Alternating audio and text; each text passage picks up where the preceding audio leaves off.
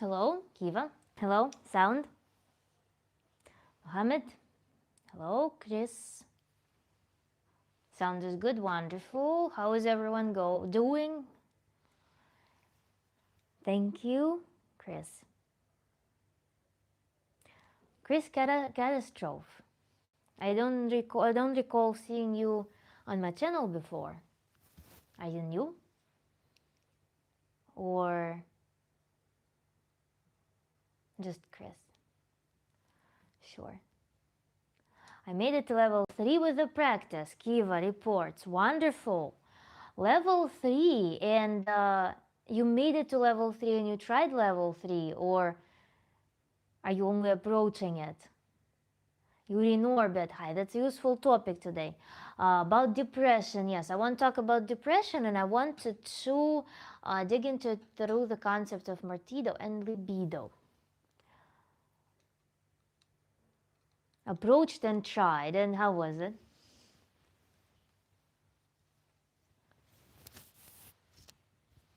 I was actually thinking about Mohammed. For context, we have every 2 weeks on Saturday we gather to try tantric practices, something that's impossible to do in the live streams, a little bit different format. So people who regularly attend the live streams, they can email me and I will include them in the group for the workshop. And there we have a presentation and we try things. So it's actually a practical workshop where people get to try the practices as opposed to just listening to a lecture and then going through case studies, which actually in live streams we do practice things. We do conduct certain work, but it doesn't always happen. And it's also like for specific cases, what we do in the workshops, we do the foundational tantric practices that are adjusting the way your brain and body works in general. The practices that are largely universal. But so far they have been universal. We're going to change them probably. We're going to advance to more particular practices. So we'll see how we go. But Mohammed, this is for you for the context. It was interesting. I need to practice more, Kiva said. Okay.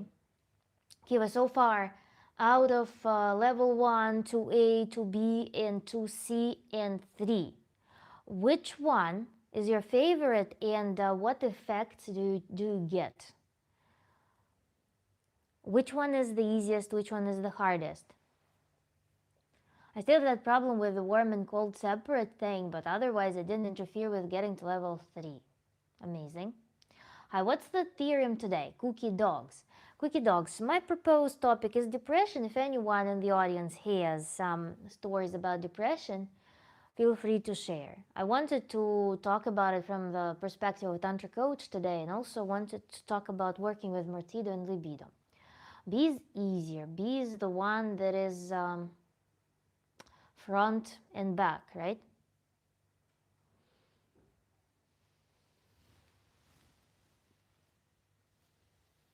Okay, I don't want to sidetrack the topic. Well, no, it's okay, Kiva. That's wonderful.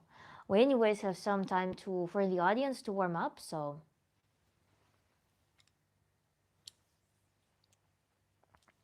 And also maybe somebody will mature to share their stories. So today why I brought up the topic of martido and libido. They are two opposing or complementary, let's say, Ted, hello. Two complementary forces. M and L, complementary.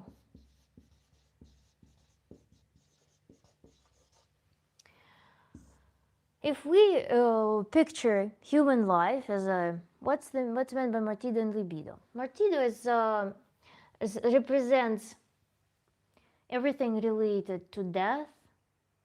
It can be fear of death, or it can be pursuit of death in human life. Energy of dying. Basically, it's the vector of death. Libido is the vector and the energy of pulse of life, procreation, creation, creativity, inspiration. These are all standing for libido. So if we look just by what biological human life, This is birth. This is death. There is some basically decay, worms, graveyard. And before birth, there also was kind of nothing. Human didn't exist. In this line, life happens. So basically, this is human life. Seemingly, why not attribute everything that is human life to be libido? Why life is not always libido? Why isn't a human always living in this pulse, living in this energy, feeling alive? There could be multiple reasons for that. Why life and libidinous, creative, powerful, greedy for life and experiences and this breath and this ecstasy, energy, why these things do not make an equation, do not make, they're not equivalent in our life. Because humans are subjected to a lot of frustration in life. And some frustration can result in them, can encapsulate itself in human psyche. And as a result, a human will be pursuing things that are stopping them in life, which can be felt like a person is just like running into this invisible wall, invisible barrier. Mind setting up those barriers. I want to do something. I get the energy to for some movement. I get the energy of idea, but then something in my mind just stops it. Or there could be phenomena that are a little bit deeper than that, when we exercise this behavior, when our impulses, when our desires are not realized, they run and run into the walls. Eventually, the chronic situation commences in which there is no even impulse to keep trying. And that's where human just slips into this mortido energy. In mortido, which is refusal to live, refusal to pursue life experiences, refusal to vibe, refusal to pulse, refusal to breathe, refusal to be greedy for life, be greedy for experiences, be greedy for joy, for pleasures. There's no drive anymore. And the human slips into this mortido thing, effectively representing some dormant artificial state that's not characteristic for the process of life, which is this ever pulsing, ever living state. When we are experiencing, when there is always some delta, when there is always some movement, when there is always breath, pulse, desire, fulfillment, frustration, but at the same time fire, laughter, emotional richness, diversity, surprise, playfulness, sexual desires, cravings. These all things, this very vivid experiential state, a life is happening, get substituted with something reminiscent of death, post-mortem experiences. This mortido energy is can manifest, as I said, as depression, as a depressed state. When there is effectively something, how I depicted, something sits on the way of this life force. It cannot, the energy cannot travel past that. I'm using metaphoric language to just describe it. As if there was this wave, this pulse, and then suddenly there is a wall. And this pulse gets destructively annihilated. This wave impinges on this wall, but then it simply dies out. This wall of whatever concept, belief, behavioral issue, some behavioral stagnation, causes this thing to self-destruct. In physics, it would be destructive interference of this wave, of this pulse. You send the pulse and some energy travels, but then this wall just attenuates it, it just dissipates it. Do it over and over and over. Your brain, the receiver, that's supposed to come in resonance with this. Here we'll have some receiver. You're supposed to be collecting resonances from this wave impinging on something and resulting in action, expansion. Instead, it registers 0, which means that I produce energy, I send impulses. Nothing follows. Basically, it's a very, very deep-rooted lack of self-esteem. It builds this very deeply rooted lack of self-esteem due to inability to see and feel the outcomes, the productive outcomes of your actions, the productive outcomes of your thoughts. Your thoughts just remain here. The impulses, they travel and they annihilate inside of your own mind. And they just dissipate on your fears, complexes, beliefs, ideas that are not productive, some ego dwelling. And that makes the process of life more ego-dominated, in effect. Other things can be due to, there could be phenomena. Remember, we were talking about some script, self-destruction script, where a person, due to whatever traumatic events, may be living with a script of self-destruction. And it seems, if you analyze their life path, that they are somehow living through the events that always crush them, that always keep them at the bottom, that always make their life very miserable. So there could be something like that, and person just cannot free themselves from that cage, from that script of self-destruction, as if some force incapacitates them in life, makes them feel like life is too dangerous, like that impulse, this libidinous impulse, is too much. Like this impulse to live is incredibly scary. Like it's very dangerous. It carries something that you would be better off hiding from. So effectively, perhaps without realizing that, the person chooses the slow dying process opposed to living. Because if I also was to classify martido and libido, I would then make the martido, life from martido energy would be slow dying,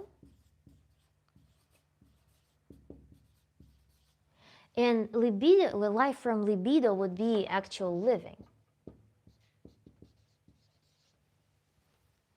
And there are two drastically different styles of life. Slow dying is when I cannot blend in, I cannot flow with the flow of life. Slow dying is when at some point a person makes a decision that it's too late. Slow dying is when at some point, imagine on this line, a person decides that they're too old for something, and they set the barrier here.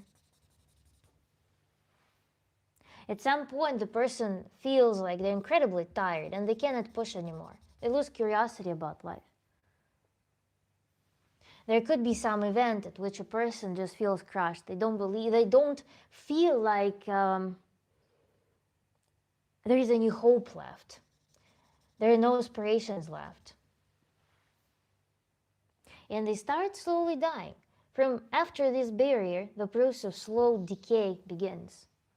This pulse, this wave just slowly decays after this barrier.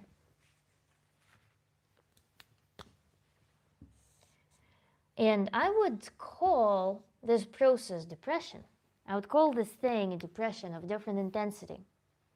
Whatever reason there is, the elected life from Mortido in a style of slow dying, this like slowly brewing, bare minimum maintenance of life, just to keep existing. But is it life in a bright, prolific sense, as we imagine it, infused with beauty, infused with ecstasy, infused with emotional range, infused with breath, desires, creativity, inspiration? It's not that anymore. It's just existence.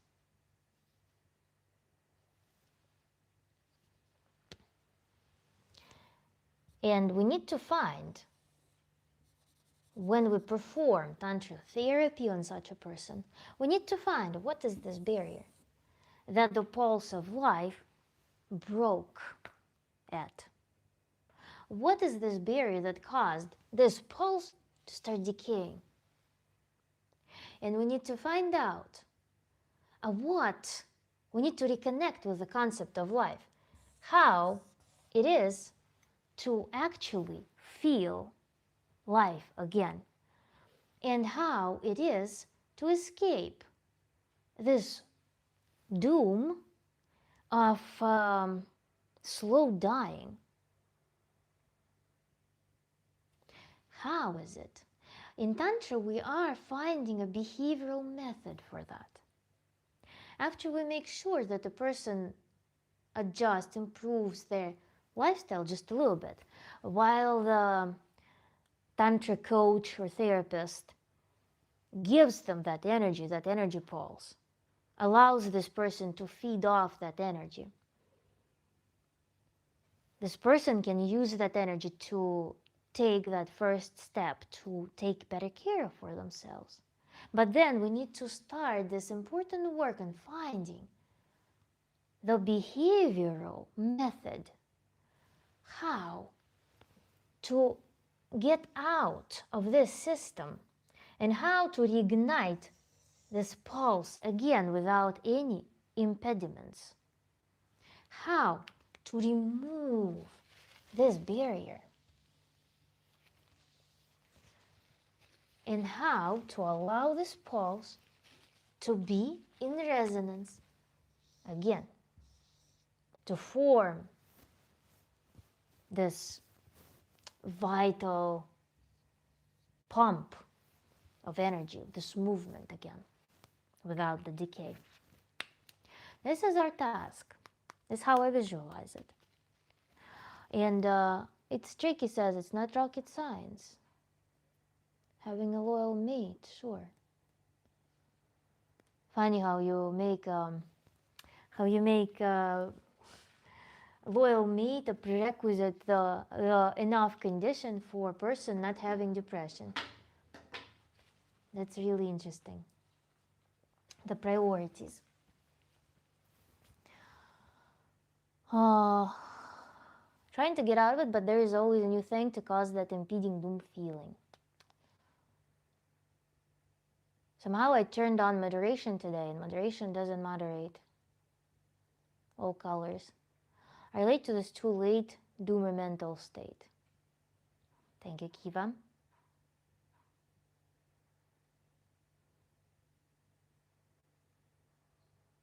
A little bit of incineration.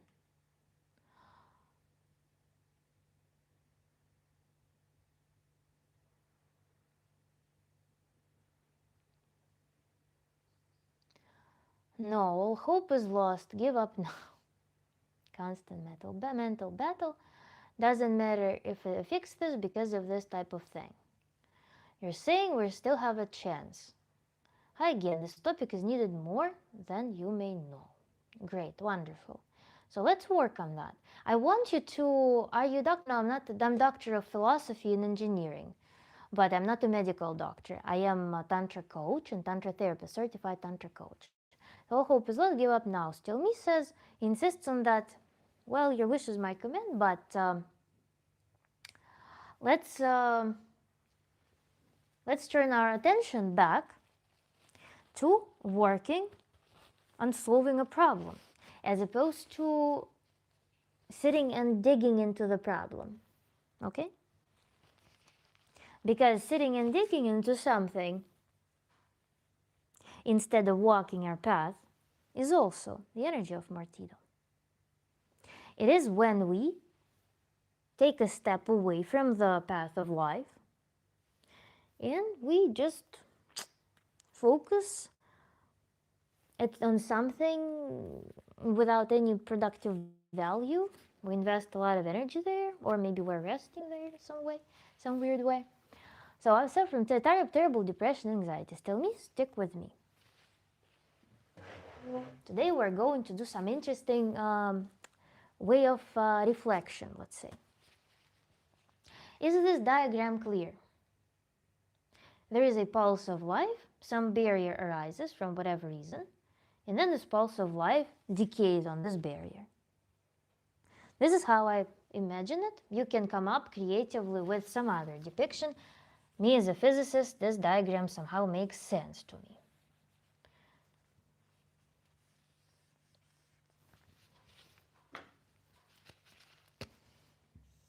I like standing waves.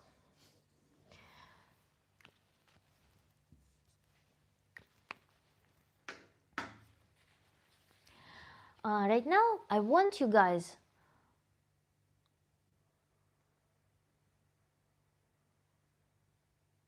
Thank you, James Miller.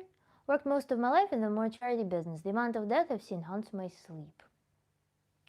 Okay. So I'm going to erase this diagram right now. And we're going to do some diagnostics. If you have a piece of paper, or if you have, if you can just focus in your mind, I would want to encourage you that. We're going to do some practical thing right now.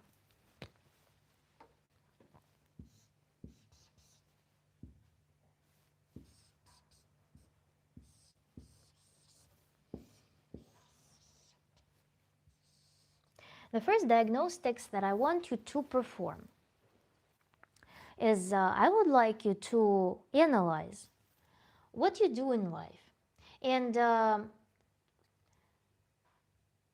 put those activities. You can use two fingers. For example, one will be for libido, one will be for martydo. Like this one will be martydo, this will be libido. You can either take two fingers or you can put these on the paper and you can think what activities that you perform or even performed today and what thoughts you had today or regularly you have. So activities or thoughts that you have regularly or had today, whatever is easier for you. Paper and pencil, good. So make a table. Divide the sheet into columns. One is martydo, one for libido. And now let's think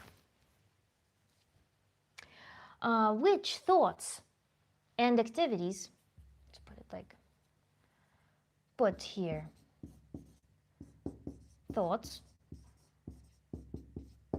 activities,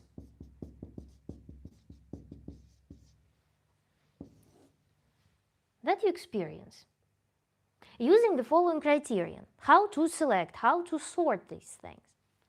Again, let's recall our first diagram. There is life, pulse of life. You feel the pulse of life. If you feel the pulse of life, if you feel like it's movement, progression, development, excitement, energy flow, then is libidinous. If you identify that there was flow, but then something stopped, as if you cannot say something, as if there is a barrier to say something, as if there is a barrier to do something, then this will be activity or thought that is martido. Chad, perfect example. I don't have to do that because I'm already doomed. Put it in martido, please. This is the phrase for this column, for second column. So identify activities and thoughts that for which you feel inside when you focus on them, when you think about them, you feel like the flow is ongoing, there's energy flow. Then it's libido, martido, stillness, blockages, tension in the body. So this will be tension, passive emotions. Remember our talk about emotions, how to work with emotions. So have passive emotions, some sadness, something that makes you down, low energy, lowered energy,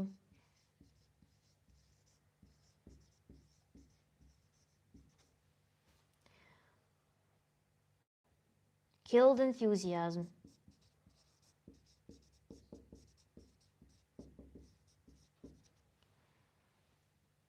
blocks. You feel block in your, let's say, you cannot say something. You cannot even freely think about something, or you cannot do something. It incapacitates you. Hi, there is Sugar Plum.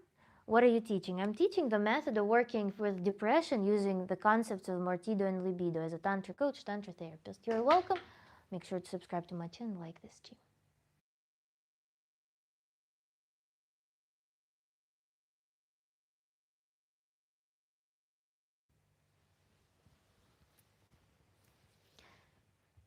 Then when we feel libidinous energy, then we're feeling steady flow of energy, steady flow, inspiration,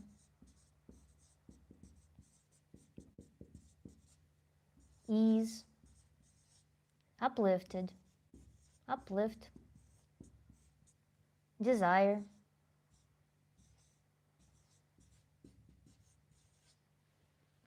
activity.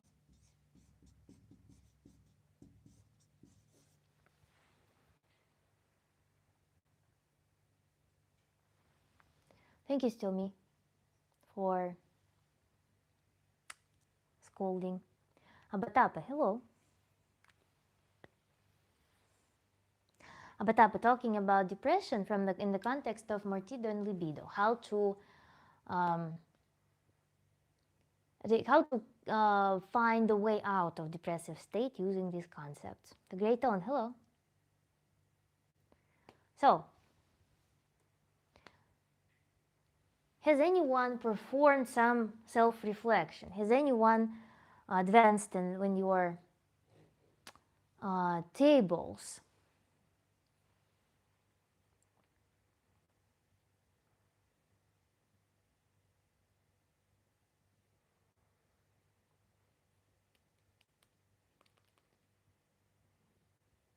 The Great Tone, right now we're sorting thoughts and actions that we perform regularly or perform today that are falling into either category of libidinous energy or martido. Using the criteria for martido being some block, some barrier on the way of the pulse of life, of some life energy, and libidinous energy being just free flowing. So martido energy would be associated with tension, like body locks up. Then passive emotions like sadness. You think about something and it induces sadness. It induces some helplessness, hopelessness. Then lowered energy, For example, you thought about something and you suddenly lost all momentum to whatever you were doing. Or you did something and you suddenly lost momentum. For example, you open your phone, you read the news, and you lose momentum. You had very good day. Let's say you started off with very nice, um, very good day. It had whole chance to be a wonderful, brilliant day for you. But you did something and your flow disappeared. So this will be our mortido. Then, killed enthusiasm and blocks.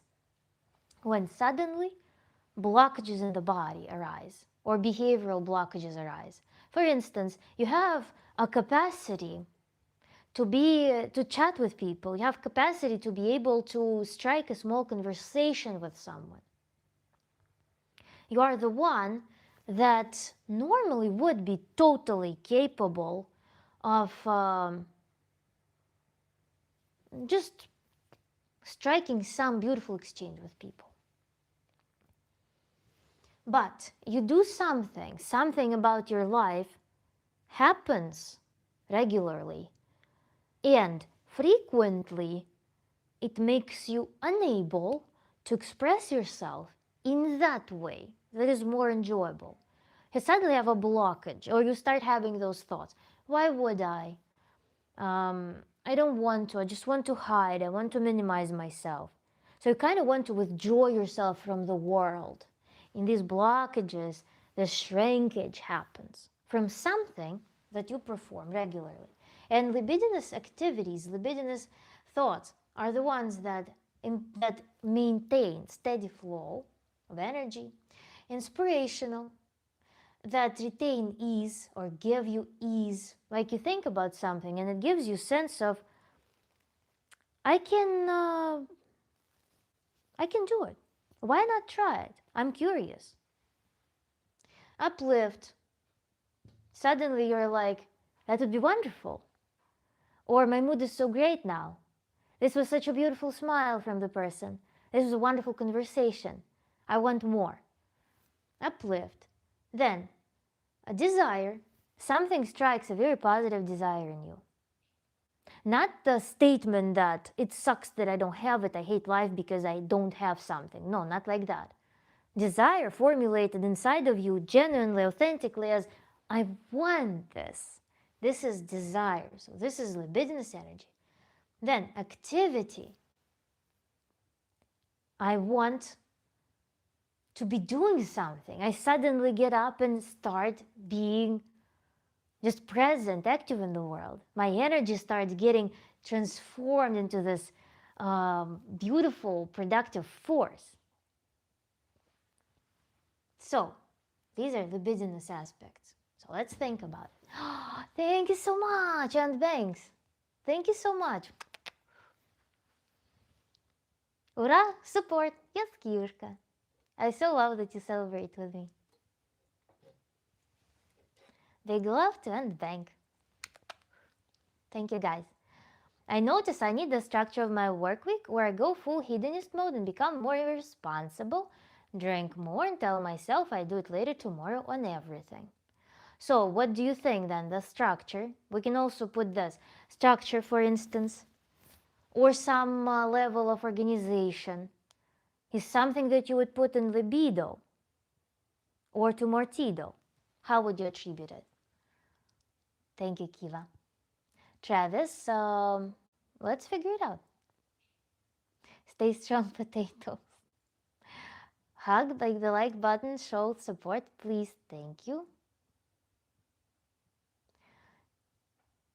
Yes, Tilmi, I'm writing backwards. Is free flow sometimes lonely? Free flow sometimes lonely.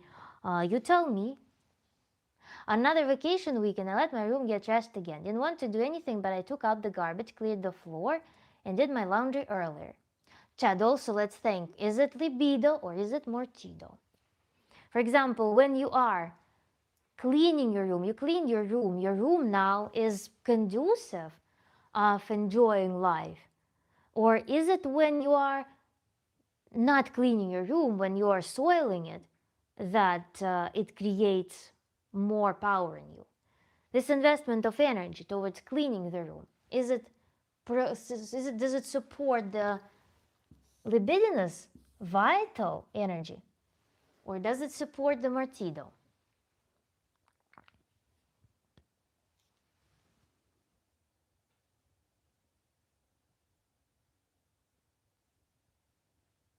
I feel like my words are too much for people. I don't have small talk inside of me. Don't think about it. Experiment. Hello, Tani Tani Malay. There is Bueller. Hello.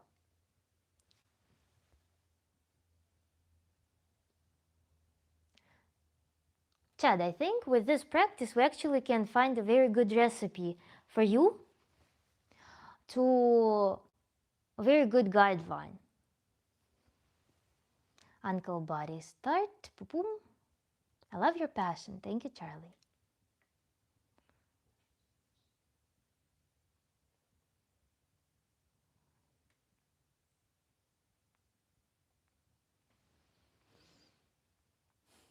So who works on the table? Any discoveries so far? Chad is actually doing a very great job right now. I hope, Chad, you put it somewhere in writing because the chat will probably not save. So if you can put these on paper in form of keywords in this table, what you shared in the chat would be really handy for you to then revisit to create the recipe for how to bring your life to a more of a flow state, to a more of a libidinous state, how to allow this flow of energy. Because there is no beyond, let's say, some biochemical adjustments through food, through basic hygiene of lifestyle.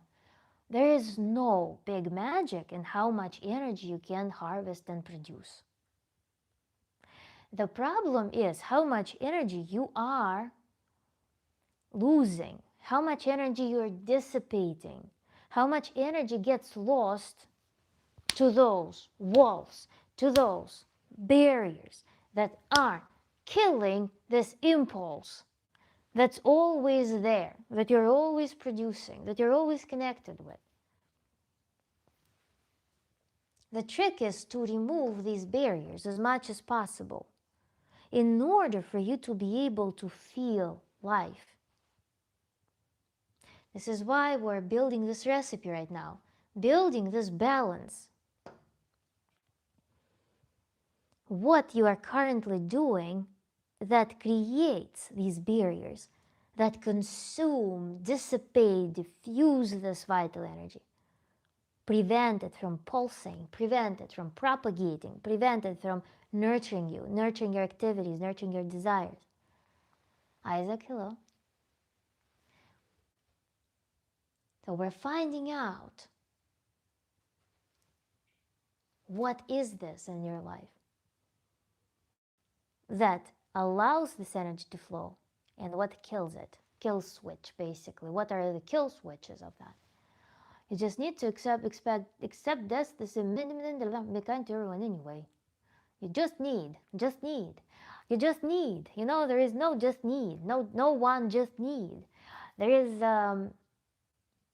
sometimes a very unique journey that a person needs to come through, needs to walk through in order to acquire the desired ease of life.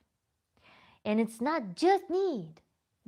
Beyond every just need is this much of work sometimes, or very deep understanding of something plus behavioral changes. Without behavioral changes, nothing will happen.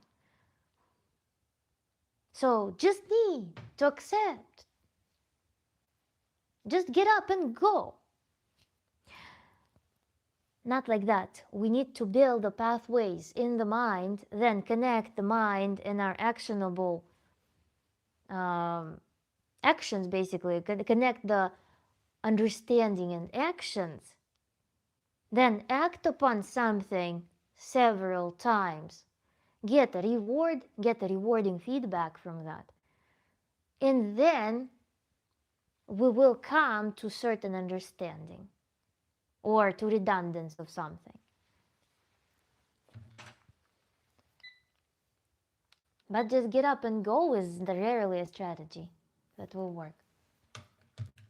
I think it's giving more energy to being okay, but I realize after that I'm more okay without clutter and dodging liquor bottles and clothes when I get up to go to the bathroom. Wonderful, Chad. Put it please in some, put your notes on paper, please, if you don't mind.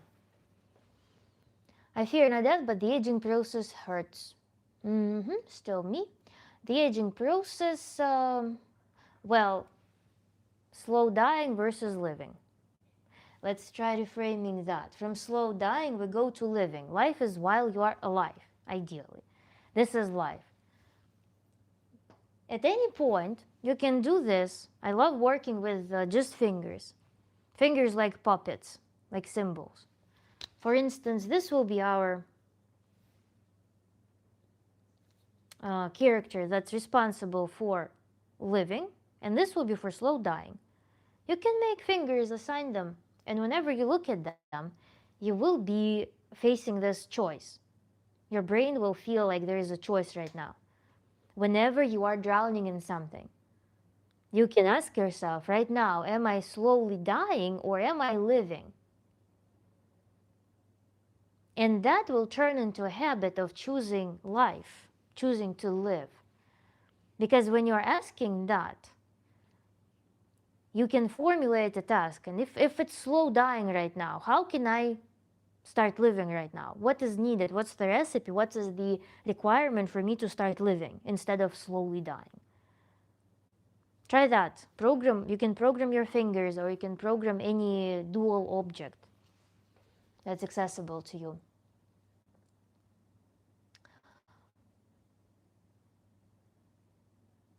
Death is the comforter and the end of suffering. Then what about life? Why is life suffering? Who said that? Suffering is a component of life. Why do you feel like life is overwhelmingly suffering? Who taught you that? Tropy Alex. Thank you. X Charlie is a techno head and produced and mixed. Wonderful. La Mortida can bring more joy than libido, like going on social media instead of doing a work task or homework. Then let's bring more joy. Bring more joy.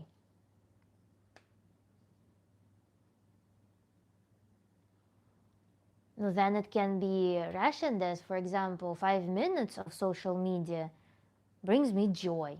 Then it can be libidinous. You can go on social media and you can get inspired. If you spend 5 hours out of your day on social media, then it is kind of probably killing the vibe. It's killing your resources largely. So then it will be mortido. So we can bring the finesse there. It's not like critically extreme.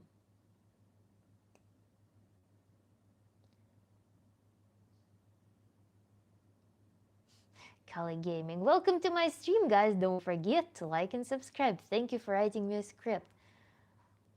Thank you, Quad 30. Well, that's what I do to create more energy. Energy overload. Thank you. Someone from France, Bob Shaw.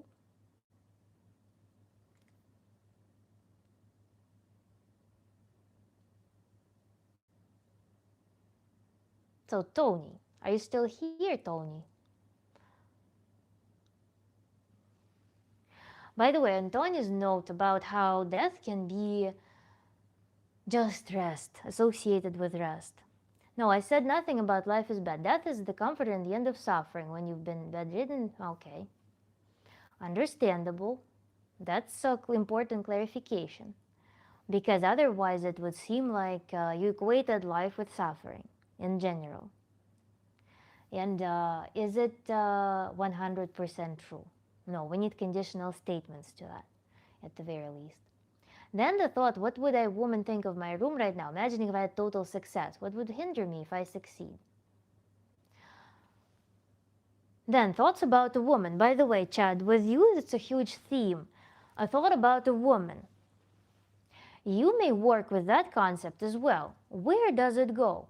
When you think about some hypothetical woman, having woman in your life, is it something that creates more barriers in your life?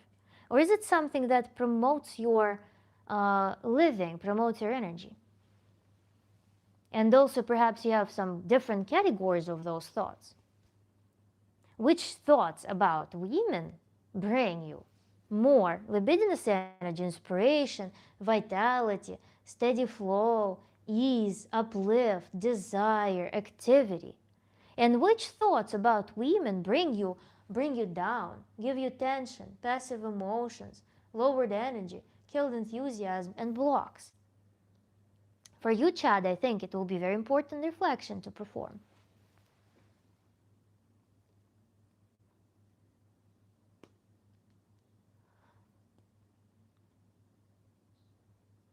Apex Chris Hansen, can you give me advice?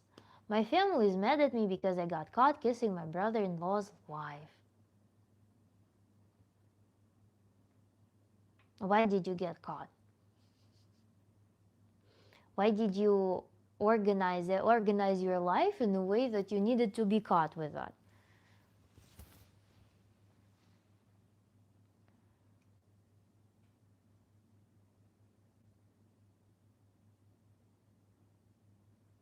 Desire is libido, yes, because I want something. I want something. It's so energetic. Desires are energetic.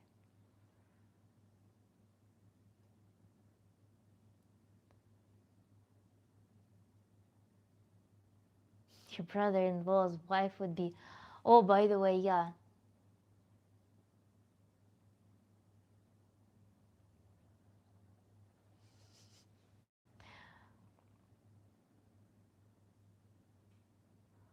I got that, yeah.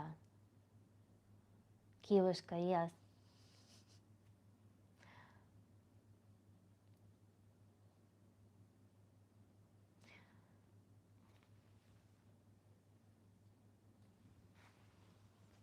Those family relationships, remind me of some catch math problems from like second, third grade.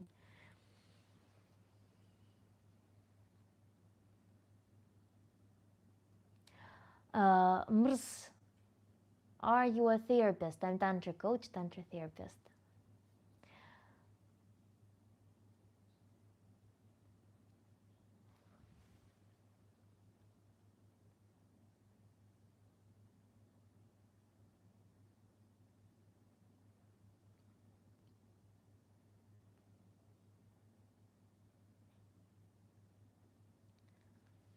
Feels like an unobtainable goal to find a woman who likes me, but I realize it's an action and coping instead of fixing. Okay, so where does it go? The current framework, those ideas. Let's classify them as well, Chad. When you have this sheet in front of you, it will make it very clear where exactly you have impediments in your life. A lot of things that just consume energy before it can turn into some useful action.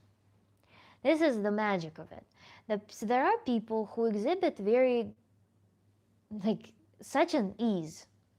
When they want to do something, they don't dwell on it. They don't burn that energy that's produced to perform an action to think about million scenarios. They think about the how to do it, how to execute on their desire.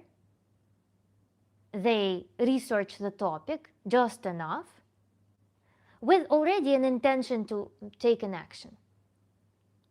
There are people, however, who have a desire to do something, creative desire to do something, but they think about a lot of the hypothetical scenarios. They also try to just imagine how it will be, and at the same time put themselves down before this action.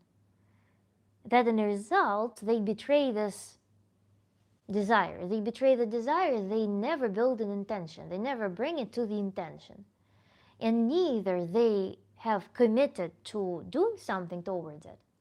with commitment being expressed in them, researching the topic, how to do it properly, what are the necessary steps, how can I prepare myself for it.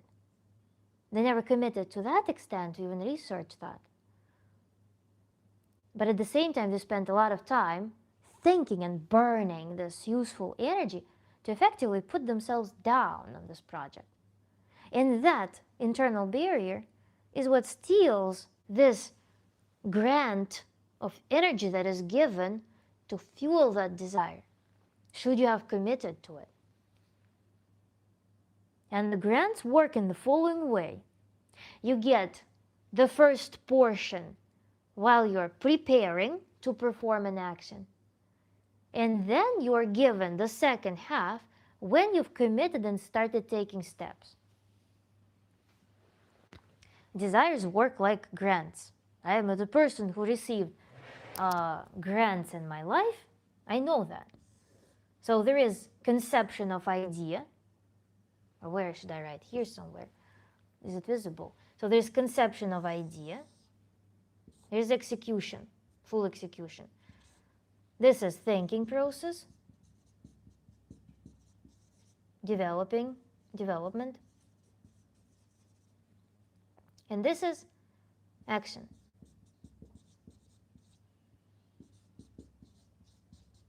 Execution.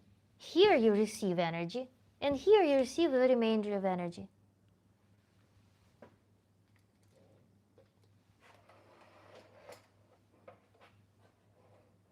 But people sometimes they kill this and this stage. As a result, nothing is done. The rest of energy is not produced. Because this grant is being just diffused. It went to nothing. It went to put yourself down. Yesterday by the way, on this topic, did a very interesting meditation with my client on this topic, on martido and libido. We did visualization meditation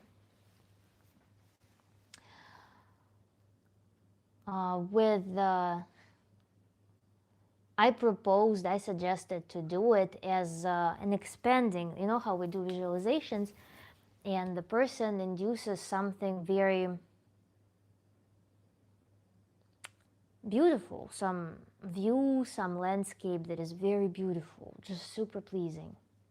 And then we generated a black hole in that view.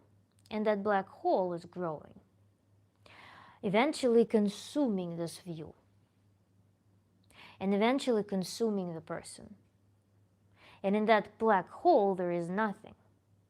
There's just some weightlessness, passivity, at the same time restfulness, and at the same time super disturbing infinity of darkness, infinity of some nothingness. All that knowing that out there's a beautiful world. There's a world that's pleasing outside of this sphere or this domain, this black hole. There's wonderland beyond it. Thank you so much, Gabe Mesa. Thank you so much. You know that there's a beautiful world around it. But you're inside of that dark, consuming infinity where nothing exists. And so we were working on getting out of that. You know how we do in visualizations, we immerse ourselves in the states that represent the problem very deeply. We amplify it, and then using our body, we try to find the energetic state, the expression, the physical movement, the physical state that has an antidote to this situation, something that can get you out of that situation. This level of energization of your body that can allow you to either crash and burn what you don't like, or outgrow what you don't like, or expand what you don't like, or heal what you don't like, and bring you to the space that you ultimately vibe with, and where your very high level of vitality fuses with very vital, very beautiful environment around you. And we sit in this harmony and well, it's usually ecstatic experience.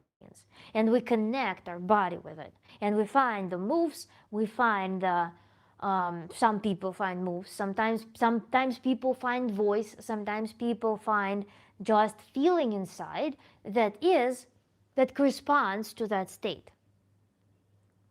And the person leaves with the method of how to walk out of the unfavorable scenario to good favorable scenario. We have a journey in mind, which means we create the switch.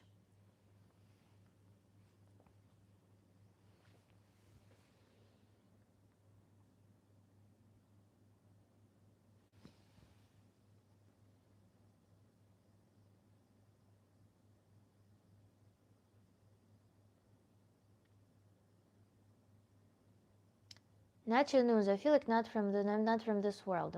Which world? No substances. Apex, no. Is energy and addiction like something to keep you going? Who keeps you going? Who keeps you going? I mean, you either live or you don't live. You either live or you slowly die. So, the choice is yours. Life is where energy is found. It's an integral part of life. It's an integral part of inspiration. It's an integral part of wanting to live. Slowly dying, no energy. You can keep going slowly dying, or you can live. So, to keep you going, as if there is some puppet master that keeps you going. It's your life. In this language, by the way, energy and addiction, like something to keep you going, to me it sounds like perhaps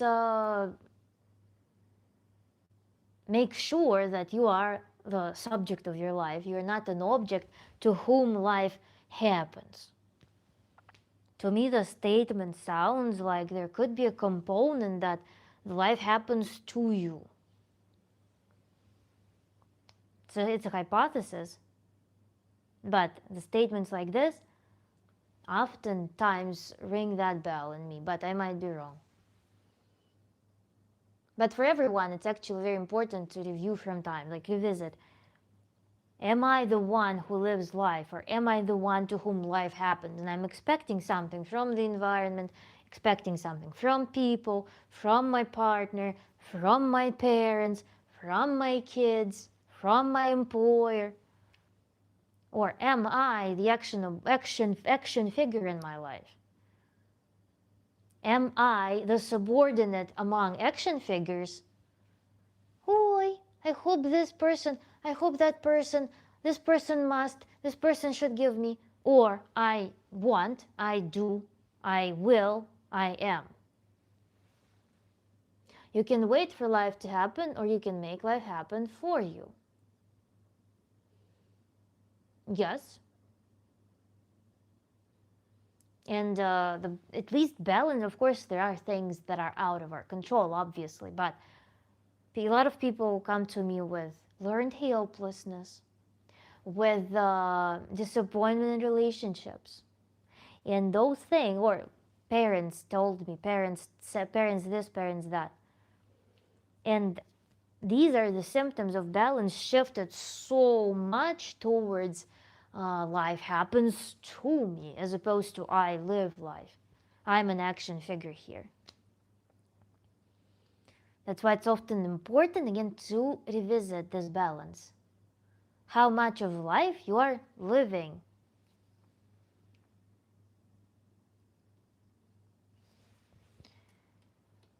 Not Mikey man. It doesn't matter because I'm not dating here. It's not a partner search session. So I'm Tantra coach, Tantra therapist, and this is my role here today.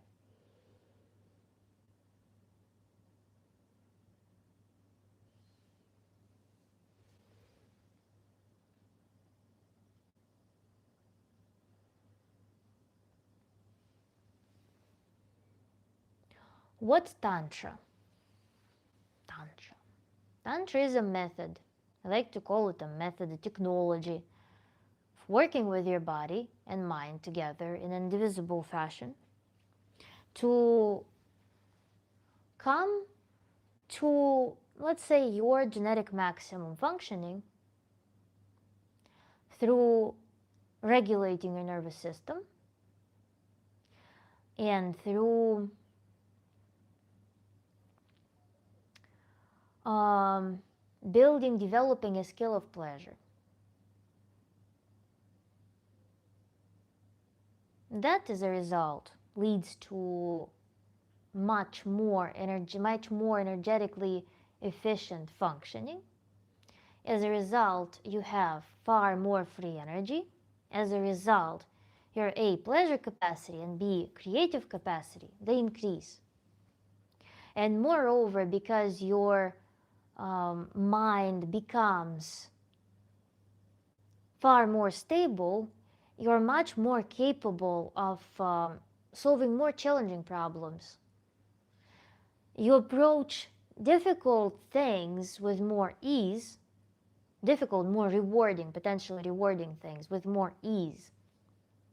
And life, as a result, becomes more playful and much more stable. Inside of you, you develop the sense of home, and you come to terms, and you come to understand and to embody your skills, your talents, your desires, your authenticity. Life becomes much more pleasant, much more interesting, much more playful, much more grounded.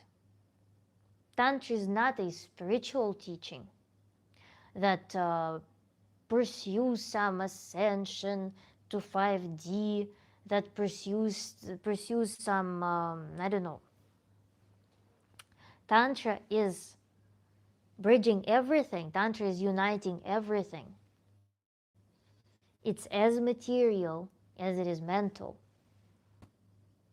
emotional, intuitive, very rational, very productive, very pragmatic, in fact. It pursues efficiency in itself. Tantric practices are very efficient. Tantric practices are very materialistic in essence, in their essence. And Tantra doesn't regard body, mind, sexuality, pleasure, creativity, something separate. It focuses it all around your core, unites it all, and that's where authenticity is found. In the absence of internal conflict, inability to listen and trust your body, removal of this internal conflict between the components of self frees again a lot of energy, allows you to experience many more emotional states, conduct much more pleasure, be much more stress resilient. Also, Tantra offers tools, thank you so much, offers tools for working with stress, with aggression really efficiently. It's a comprehensive system. I love Tantra. Amazing. Sounds fun. Let's go. How do you do it? Real Raw One, 13 Steps of Tantra, Kiva recommends. Thank you so much, Kiva. That's a very good foundational video. It's what basic course of Tantra encompasses. Briefly, how you do Tantra, it starts with working with focus, working on relaxation, working on how to activate your different states of your body, of your nervous system, how to balance them, how to uh, feel how your mental states reflect on your body, and how to induce the feedback loop. How to work with your focus, not even in the sense of I focus on my work very strongly. No, we also learn the skill of diffusing focus. And then also we learn to enter a state of deep brain rest. Then as we progress through tantric practices, we also work with concepts. There are a lot of things that actually with me and in the course there are a lot of psychotherapists and sexologists who have academic education, and they learn tantric practices because they are very efficient. We utilize a meditative state, as in not some like chanting necessarily or anything like that. We use meditative state and visualization techniques to efficiently rewrite certain concepts. We use those things for behavioral changes, to seed the behavioral changes. We always pursue, like cognitive behavioral therapy, with the same way in Tantra, we pursue the behavioral changes through our practices. All practices of Tantra are incredibly practical, and they should lead to action, more um, better actual performance in life. Everything we do is very life related. It's very applicable, immediately applicable. So we do more advanced visualization practices. Then we also work with integrating different parts of our psyche, different parts of our mind, different roles, to step out of the automations of our established, perhaps not so efficient routine. And then another thing that's happening on the background of tantric work is immersion into the world of aesthetics, immersion into the world of beauty, immersion into the world of talent, into everything that we would want reignited, fortified in us. We include the work with a bunch of imagery. When I work with clients, at some stage it always comes up to create a collection of visuals, to create collection of sounds, to create some library of imagery, something that strikes the sensory experiences, something to reignite the desired states. We learn to embrace the eroticism in life as the source of the biggest pleasure, as the source of the deepest connection with our body. So eroticism becomes, nurturing that part of life becomes a big portion of our work as well. Through exposure to various stimuli, through igniting our fantasy, imagination, making our mind work in that direction, thinking of libido. So that's what we do. Does Tantra still make you feel empty at the end of the day? No, at the end of the day, it's Tantra makes you feel pleasantly tired and just go to sleep at the end of the day. You're connecting with spirits, probably a bad one. Oh, which spirits? Are spirits in the same room with us right now?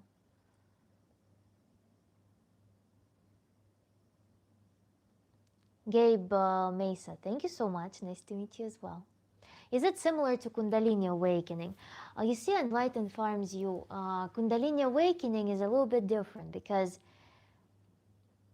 Kundalini rises energy up. Kundalini, I would say, awakening is more on par with sublimation. Tantra when I started practicing Tantra after having practiced Kundalini on my own, Kundalini practices, I noticed that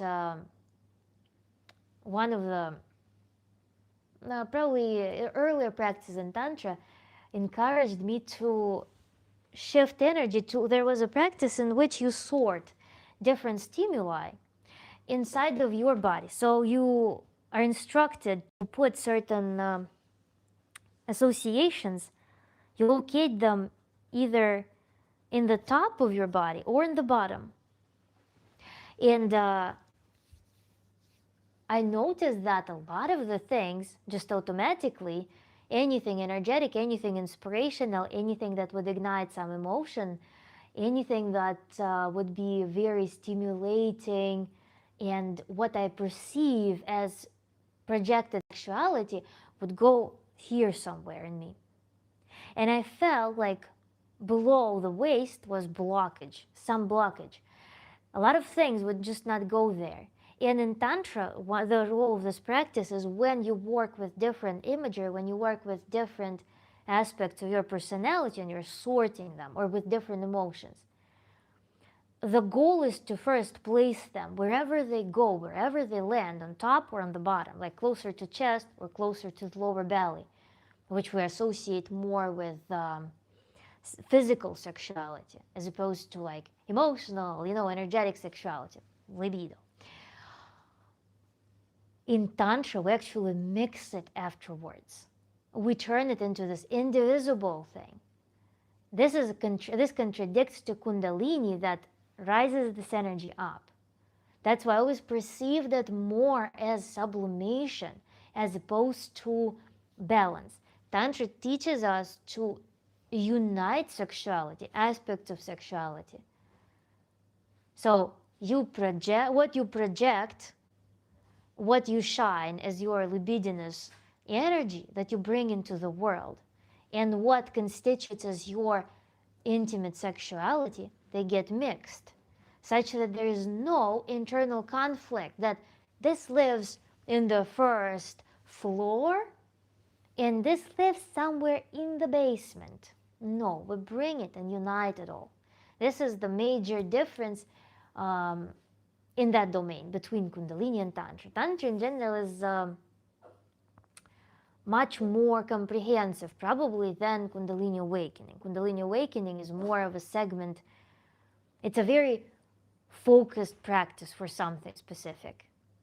Tantra is overwhelming. Tantra is, concerns all areas of life pretty much.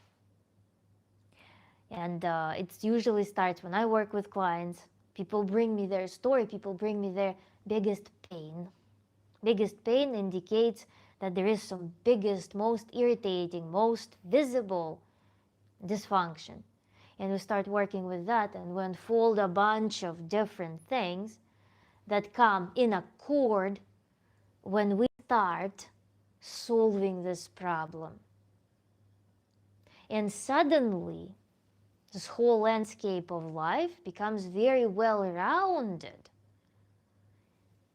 Person could have come with a relationship problem, some specific relationship problem. For example, sex disappeared in a couple. And it becomes some alarming thing. We start working on that, and then we find out that there also was something in self-realization. Hate my job. I devoted 12 years of my life, let's say, 12, 13, 15 years of my life to doing what I absolutely hated. Now I'm scared that the time has passed and I cannot do what I want. This scream from inside may come after the person came because they don't have intimacy with their partner for 3 years. This was the thing that brought a person, but then we find this much. And we find how much self-repression was happening. And we go through these processes. So Tantra is it's a life makeover.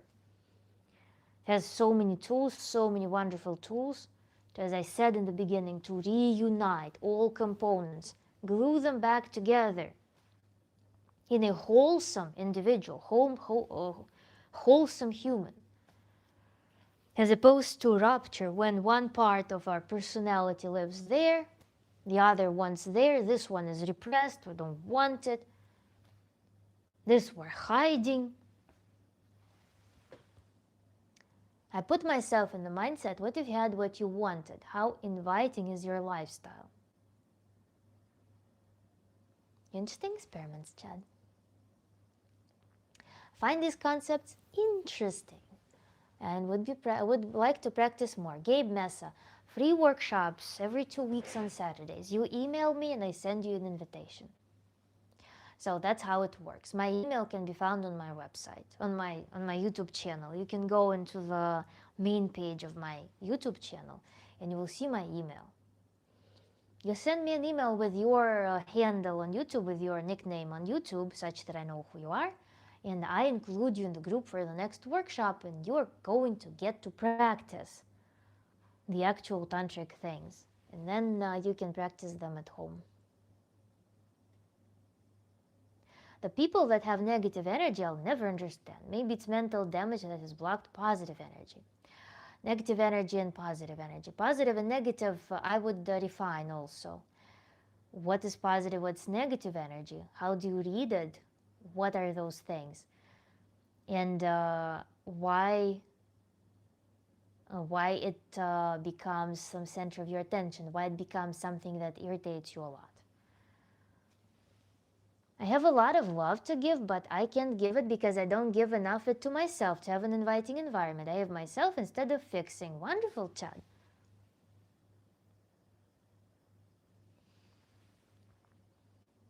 So, is tantric purely sexual or not? David Martin, if we think about sex as libido, which is a big term, then Tantra is sexual because Tantra is pro-libido. It teaches you how to embrace this libidinous flow of life. If we only talk about autoeroticism and intimacy between two or more people, if you wish, then it is just probably 1/5 of all tantric work. So tantric work is much bigger than that because we bring to intimacy with other people, and even in our autoeroticism, we bring things that exist in our life. We bring ourselves, and we bring the energy that we carry on a daily basis, or lack of thereof. So Tantra first builds the foundation for you to be able to come to intimacy with actual libidinous force, as opposed to bringing fatigue, remorse, some insecurity and desire for some, I don't know, abusive power balance, or some manipulative thing, or what did I not name? Did I not name lack of energy? I don't remember. Or anxiety, even just desire to dump tension in it. We don't. In Tantra, tantric intimacy is kind of an antagonist of using intimacy and sex as the dump of something. Tantric intimacy is the process of full libidinous energy embodied and coming in resonance with somebody else's. This is the beauty of it, that it propagates more of this libidinous life, flow, pleasure, as opposed to using sex or even body of another person as some dumpster, as something to just use to discharge.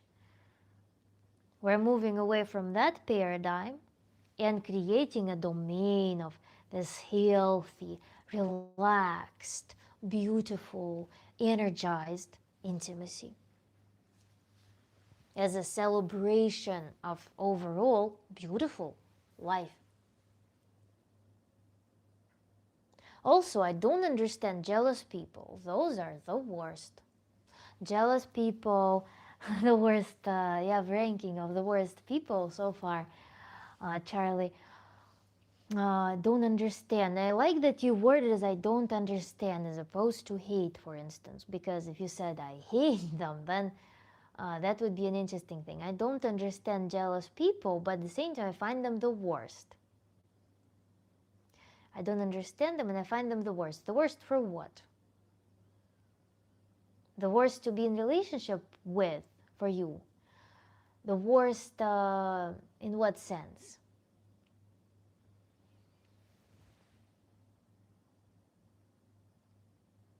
Thank you, Gavin. Hippocrates! Hello! I'm so happy you made the jumping. Can you see me? Can you see me? You got 5 minutes when you then let's go off for a long time thinking of you.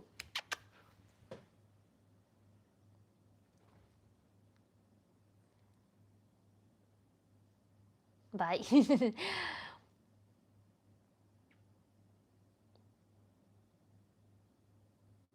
Busy, busy, busy. Sublimation, got it.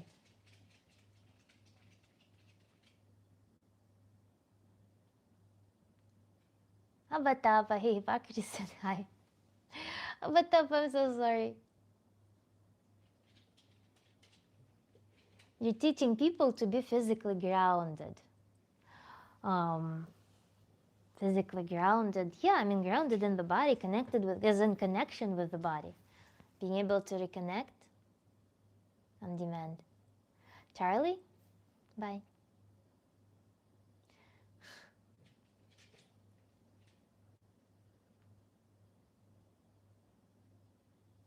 Women are the same everywhere. I guess I just proved that, right?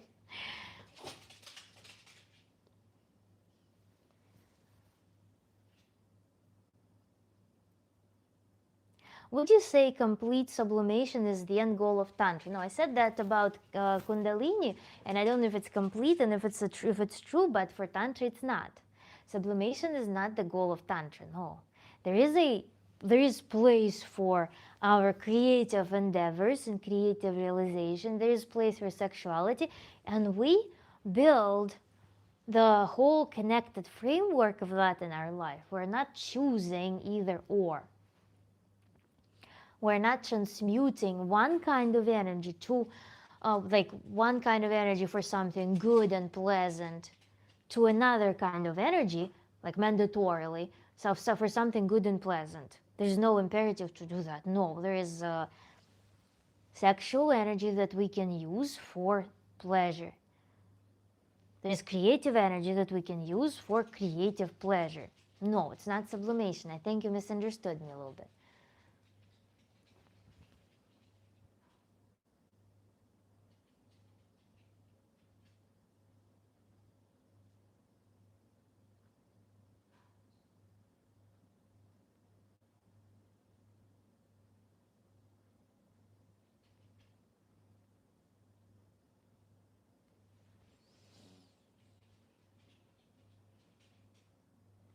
I can put you on the cover of magazine. Which magazine?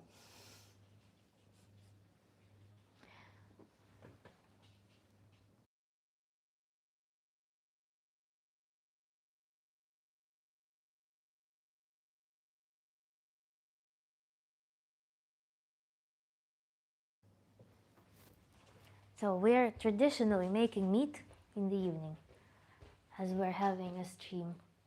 And traditionally, I no longer have enough water in it. But we're fixing it.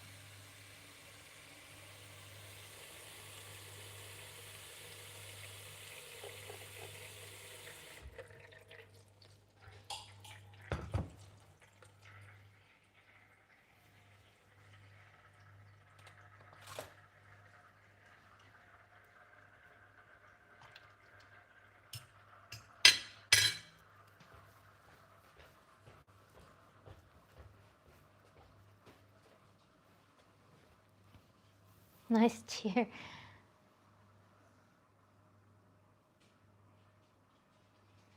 Okay, so where were we? We were on depression and martido and libido. Let's recap a little bit now that we've covered some questions. So, I suggested to approach work with depression, one of the stages of this work, through concepts of martido and libido. And we discussed martido energy, things that are associated with this component. To be effectively, thank you so much for sparkles, to be associated with barriers, blockages, something that prevents easy going flow of life, easy going playfulness, inspiration, access to desires, connection with the body, lightness. What else? Uplift, activity. Ты пришел... Иди сюда быстро, собака пришла. And martido is something that associated with tension, passive emotions, lowered energy, killed enthusiasm, blocks. I suggested that we look at activities in life, that activities and thoughts, that cultivate this barrier, cultivate the martido energy. So we started off the diagnosis that I proposed to throw in the table observations of your life, which things that you're regularly performing are associated with libidinous energy promoting life, and which activities and thoughts are promoting this barrier, killing the impulse, this kill switch, this diffuser on the way of this beautiful flow. When energy starts going, when your mind gets ignited, but then something is killing it. And as I said, depression comes when this impulse is being killed over and over and over and over. At some point, without any positive feedback, you stop even being sensitive, stop being capable of producing this prolific energy. And that's when depression commences, or that's when depression blooms, rather. That's why this diagnostics. What we do to feed martido? What we do to feed libido? So some guys were actually throwing their ideas in the chat. It was quite interesting. Then, Wayne, hello, welcome back, glad to see you. Can you practice Tantra independently or do you need a partner? Enlightened farms you. You don't need a partner for most of the Tantric practice. For most of the Tantric practice, sometimes you need a guide. Sometimes you need a guide, the person who will be doing certain meditations with you. But for the most part, Tantra can be a solo study, given that you have access to materials. Partner is needed for the last chapter of Tantra, which is tantric sex and some specific practices associated with that. And even in tantric sex chapter, there are practices that can be done with just by yourself.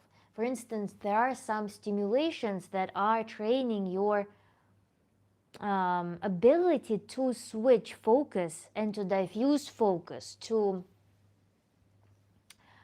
be able to develop this fluidity with how you work with focus when you are being erotically stimulated. Basically, by having concurrent stimulation, let's say, of the genitalia or some erogenous zones, and some stimulation, some localized stimulation, let's say in the palm of your hand, or switching between the two. We actually do something that's used in sexology, something that trains your sensitivity, something that trains your susceptibility to a stronger arousal, something that brightens your erotic sensations. And Tantra was the originator of those methods that are used in modern sexology, in couples therapy, in therapy of different sexual dysfunctions, or with loss of sensitivity. So we do those practices in which you are training your body and your brain together to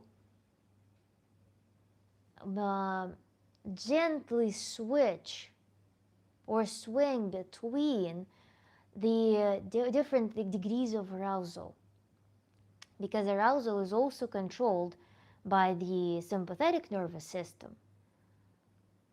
Relaxation in its classical sense is not something that we experience in strong arousal. Strong arousal is very active, but at the same time the body is very susceptible to pleasure and sensations being relaxed.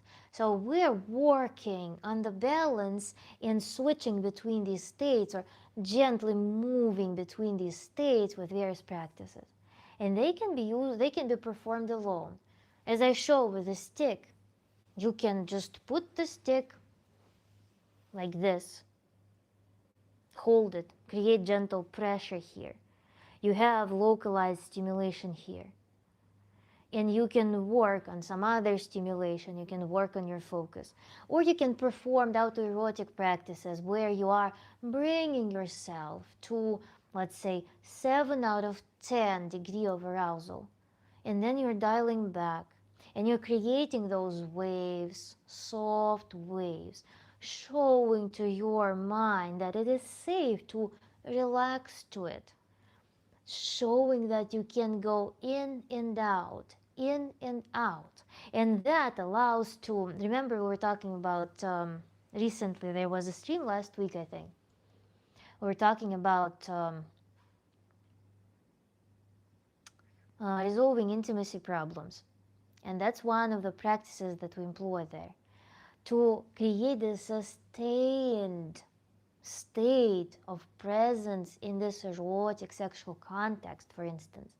How I can go in and out of arousal while remaining in the erotic context, such that intimacy can last longer and at the same time provide a much stronger build-up and much more fulfilling orgasms, for instance, that will be more sensed in the body. Because as we actually generate time, as we work with our body, as we are connecting our body to our sexual process, to sexual stimulation, we can connect a lot of the body's areas to this process, and we can connect our mind really well. We can show our mind the pathway to remaining in this process.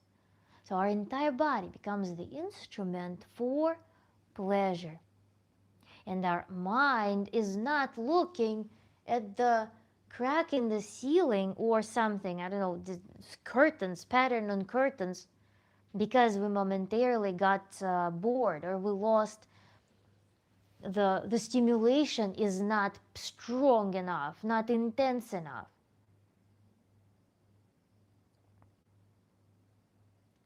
So we are not snapping out as easily out of erotic context, expecting, for example, some I don't know, some such a like increasing intensity each time. So we are preventing, or we're coming out of a sexual boredom because we're training our brain to remain in the context and experience far broader palette of sensations from the body. So these are some of the examples of how it works. And to train your body, you don't have to have a partner. That was the question. You can use cold water, warm water, for instance. You can practice with objects. I used the comb once to demonstrate one of the things. The comb, just put it like this, such that it presses on the palm of your hand. You can use even different like silk bands you can wrap around some body parts to create just gentle pressure to show that there is some stimulation there.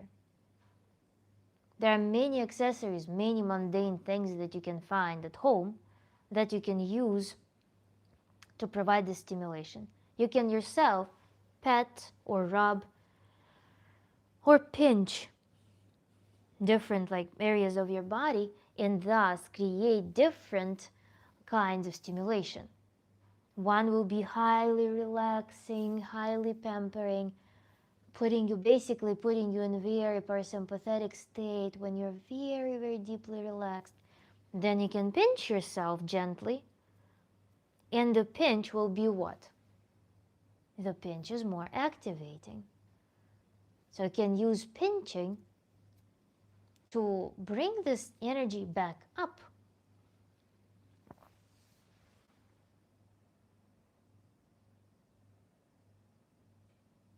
Thank you, Enlightened Partner. I'm happy that it's clear for you.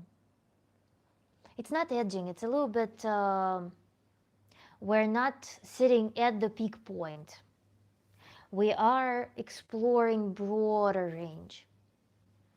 It's not that we're going to the peak and we're balancing at the peak. No, we're not doing that. We're playing this instrument with far more range. Tantra opens up, Tantra broadens, Tantra creates more space, Tantra shows you more options. It's very expansive.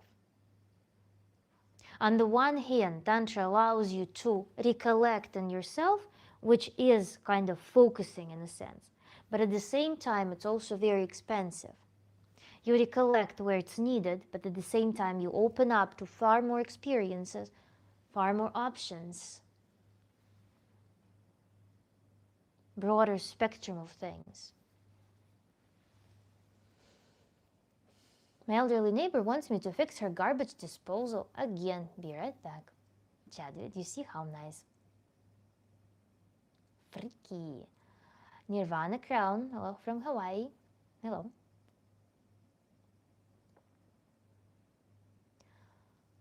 What about a caterpillar? Can I use a caterpillar for an experience? I don't know, Kung Fu Frogs. You have your own fantasy, you have your own flow. It's up to you. If you were my client, I would probably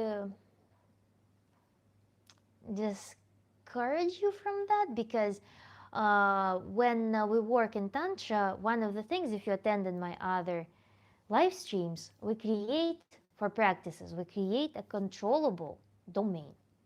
When we're practicing different things with our partner, we have a sheet in which we write the rules of our game. We create a controllable domain. We are also practicing Tantra only with people we can trust, safe, adequate people, capable of dialogue and capable of consensual activities that are mutually pleasant and safe. So with a partner, we can create a contract.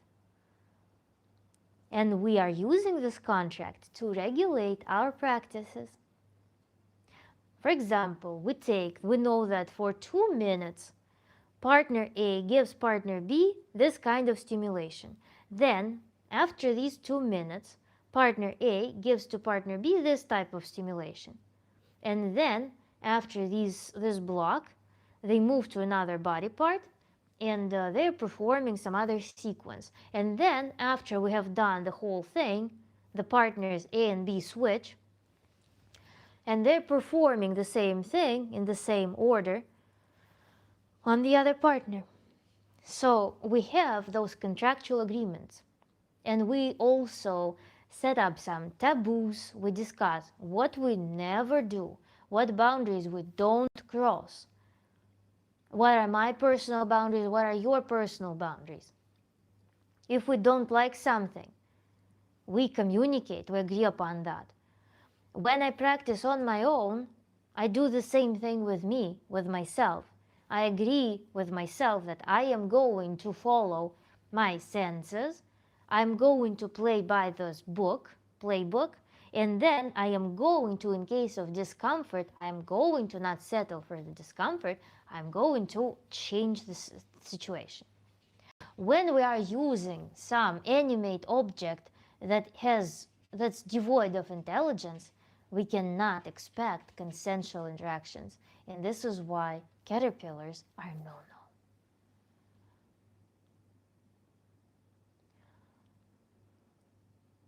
What about safe words? Safe word, caterpillar. Safe words, yes. Safe words, surely, yes. You can use stop word. You can just encourage open communication as well. I don't know. For some people, it helps to have some predefined stop word or safe word um, during the sexual practices. If you have comfortable communication in your intimacy and you can freely talk about your needs with your partner, you can communicate things directly. So, but of course, discomfort, pain, violation of boundaries, or newly discovered boundaries, let's say, yeah, violation of newly discovered boundaries must be communicated on the spot. And why not talk about it openly? So,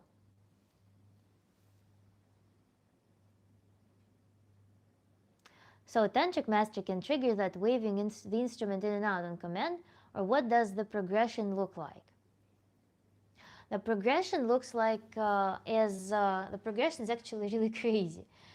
Well, let me see.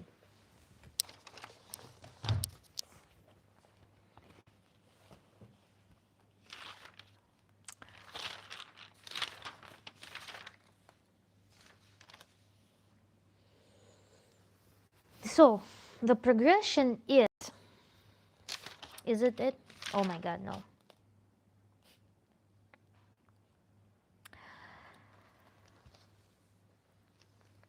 So we start with linear interactions. For instance, I will give you an example here, okay? You have body of your partner, let's say. Let's put it for now. This is the body of the partner. You, as a partner, start petting the entire body very, very gently, very relaxing touch. This is progression number one, progression step number one. Out of 1, 2, 3, 4, 5, 6, 7, 8, 9, 10, 11, 12, 13, 14, 15, 16, 17, 20, 20. Woo! So there's more than 20 steps. So the whole body, you're petting the whole body, very relaxing, very enveloping feeling, overwhelming relaxation. And your partner, this one, is experiencing defocus, the diffuse focus that we practiced in one of the workshops. By the way, Enlightened Farms You, I really suggest that you email me and we practice every other Saturday at 2 p.m. New York time. The partner is in defocus, the receiving partner. Then, this partner, next, one who performs practice on this partner, starts stimulating locally, let's say erogenous zones, and this partner focuses on those zones of stimulation. Sounds very reasonable. First, we experience defocus. Second, focus stimulation, focused attention. Then, another progression is that this and this are being alternated with some frequency, and receiving partner experiences defocus and focus accordingly.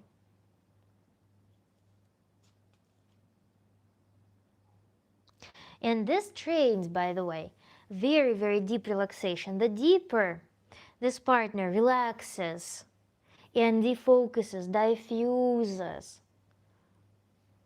during this phase, the more she or he can focus on this stimulation. This provides us this deep rest, embodied deep rest. And this allows us to get all of this resource with very relaxed body to focus on the stimulation. And then we go to combine non-apparent reactions. For instance,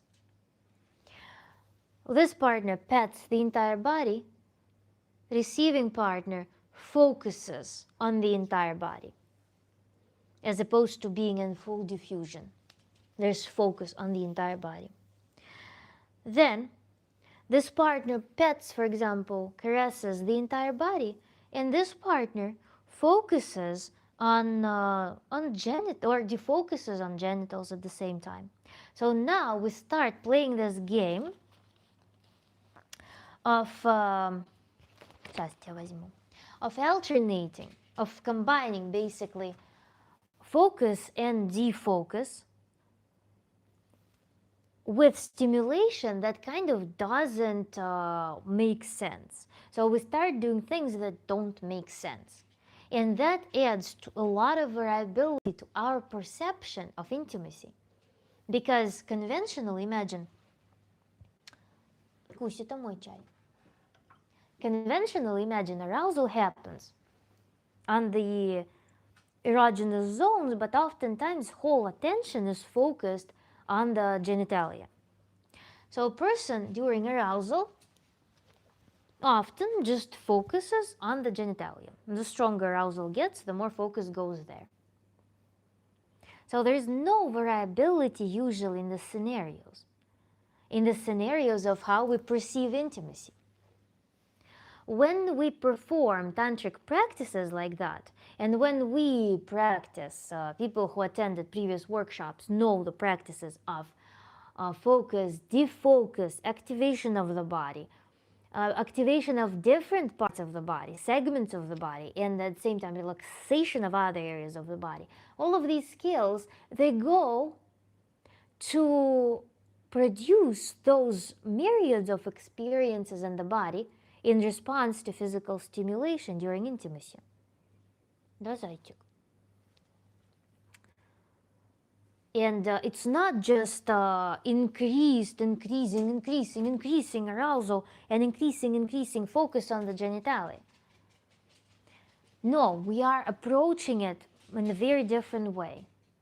We're deepening the relaxation, we're deepening the sensations all over the body, we're deepening relaxation, and at the same time, we're activating the erogenous zones, and our mind can select what it focuses on.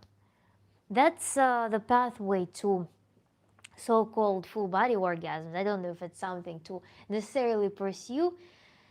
I think it is more of a marketing thing for Tantra oftentimes. You probably saw those videos if you are into this theme, how some man does some achalai machalai and the girl starts doing all of those bends.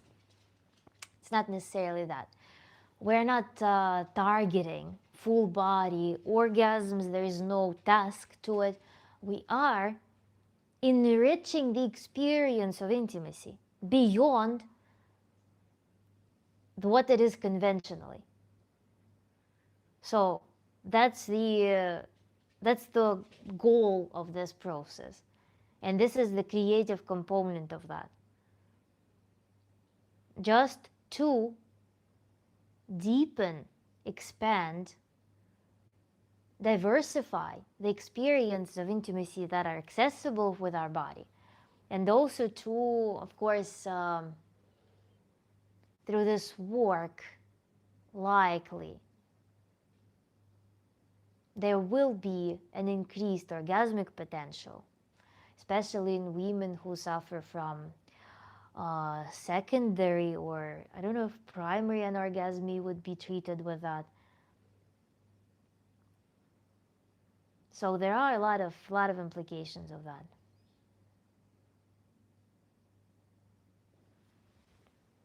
Yes, Robert Kronk, really. I like New Age ethics. It's not New Age, it's old age. Hi, is this a yoga class? It's a Tantra class. I'm a Tantra coach. I understand a lot more now, thank you. You're very welcome.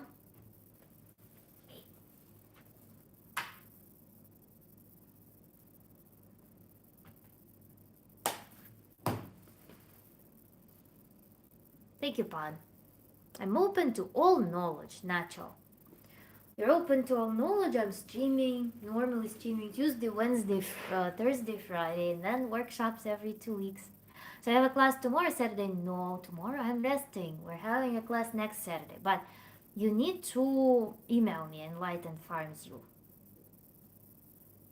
You need to email me, and I'm going to send you an invitation.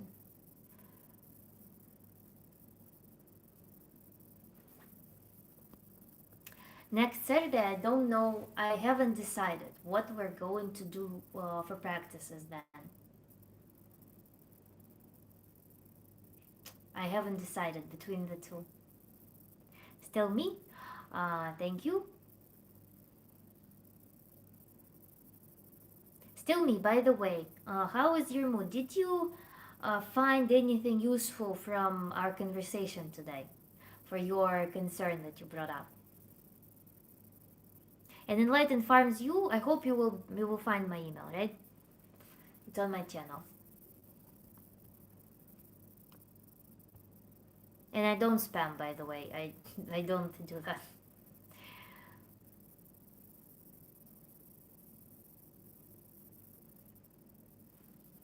This email will be only for the webinar workshop. Hello.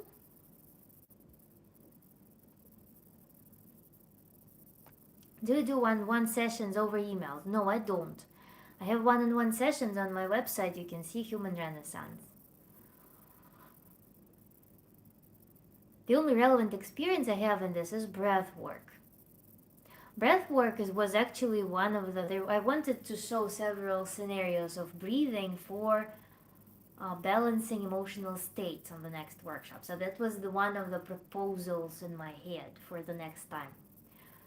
Thank you, Bike Rider, so much. But there is another practice, or even another practice. So I don't know. I need to think.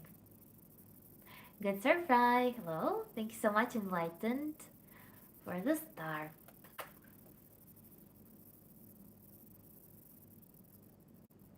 Are classes similar to this, or you have people practicing with each other? Enlightened farms you. So the classes are the following. We gather in Zoom, and I have presentation, I have PowerPoint. PowerPoint contains the brief outline of we do safety for practices, we do how to what's going to happen in the workshop, and then we discuss the rules, safety protocols, and then we go into the premise of the practices. Usually short introduction, usually spend like 20 minutes tops on the preparational part, and then we are going to proceeding on to trying the practices. Some practices have many variants, like in the most recent workshop we had uh, 5 progressions of the practice. So we went through I think 3 or 4 variants of that. We did 3 or 4 variants of that practice within the lesson, and then some went to self-study. You receive PowerPoints in the end and you can practice. Then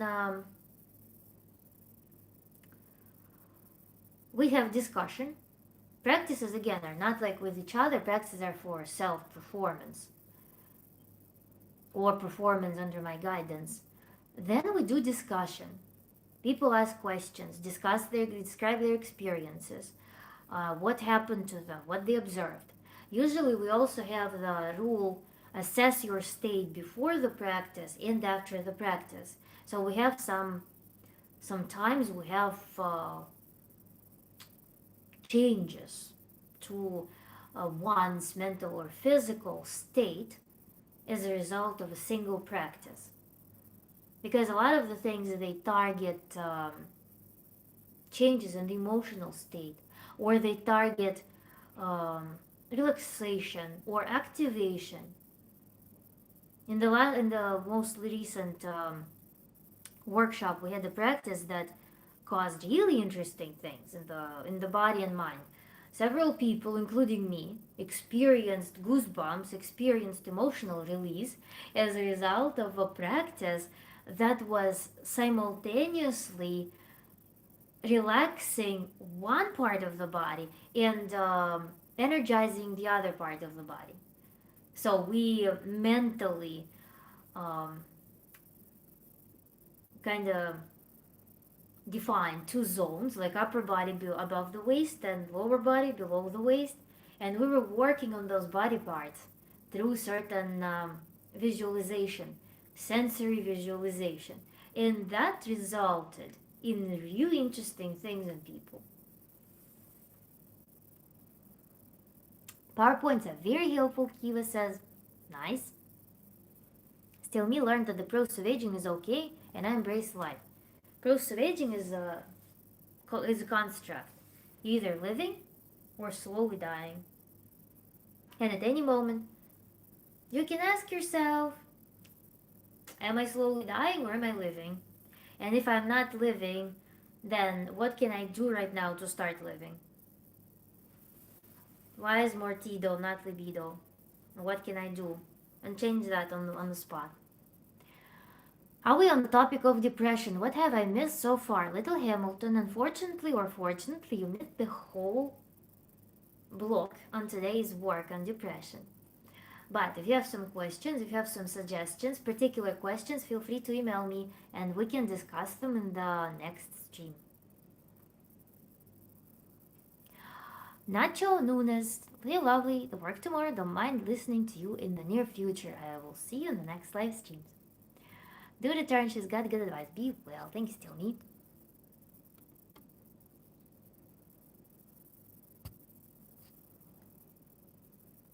So yeah, Little Hamilton. I assume no recap needed. We already kind of did it.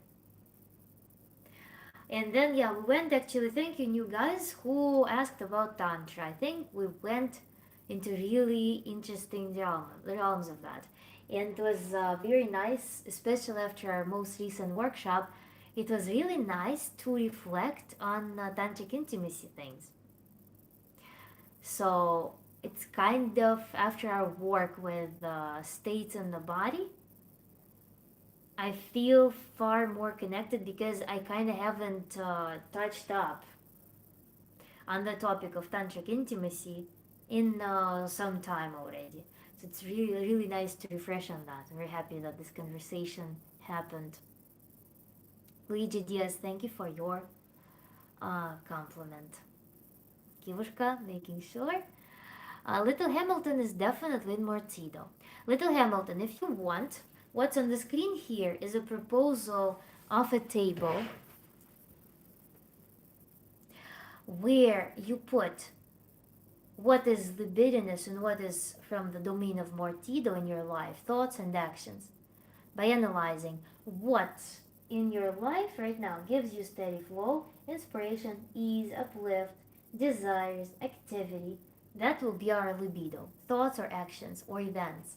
And then Mortido, you're putting things that cause tension, blockages, passive emotions, lowered energy, killed enthusiasm, and so on. Setting barriers basically in your life, like some impedance of living that turned into slow dying. So put thoughts, ideas, beliefs, actions that are in the domain of that in Mortido column and visualize for yourself how your life looks in context of balance between Mortido and libido. Lidia Diaz, thank you so much. Best cure for depression is exercise or gym. Thank you. Exercise or gym may not be a solution for some people, unfortunately, who are deeply in depression because they will not feel any incentive to do that unless they have some support group that can uh, give them some impulse, some supporting impulse to do it, to break the pattern. Unlikely they will come to that, unfortunately. But sports, of course, movement we put in libido usually, because desire to move, natural desire to move, enjoy movement. Of course, in Russia we even have a saying, movement is life, and I love to bring it up. Movement is life. Life is about this traveling impulse. Life is about this progression, flow, movement itself. So you are right. That's true, but one is to realize only you can save yourself. Um, Save yourself. You can take actions for sure. But at the same time, the more I live, the more I appreciate the value of the world and world of people around us. Of course, yes, you have to accept. I fully agree with you. You have to embody the feeling that you live your life, not life happens to you by with using by other people. Like other people are imposing their will on you, and you are just this recipient, passive recipient. No, accepting the active role in life is absolutely essential for that. But at the same time, how important it is to meet the right people, how important it is to see the feedback, some positive, encouraging feedback from the world sometimes. Yes, you are the active entity. At the same time, why I'm commenting on that is because there is such a trend of sigma living, when you are the lonely wolf, when you're this loner who is onto something big in life. That's all wonderful, of course, at some stage in one's life, perhaps. But it's really deficient, I think. We still need people, we still need belonging, we still need to find our friends, we still need to reflect ourselves in someone's eyes, I think. When we grow in life, we grow through other people as well. We grow by helping people, we grow by creating and giving something to people, and taking responsibility for things that other people can interact with. So I grew after years of loneliness. I grew to understand, value that a lot. So it's my sentiment. I feel. Thank you for your live stream. Your efforts are appreciated. Still me. Thank you so much. I'm very happy. I feel my root chakra is well balanced right now.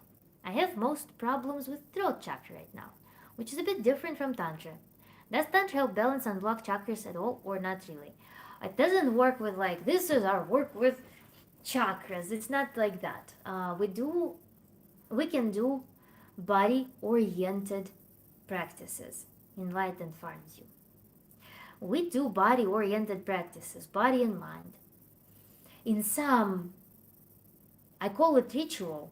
It's a comprehensive visualization work. It actually was funny. I started off my workshops with that practice. Kiva attended that, and one other person. It was my very first workshop, and we never completed the practice. We'll return to it sometime later. But it's a big ritual in which you can actually connect with your body. And recently, we did a practice with Hannah. There's Hannah on my channel now, a relatively new person. We did a practice in which certain problem in your life, we found in her visualization work transformed into her body craving some movement. So we inevitably came to following the body's movements in the visualization work.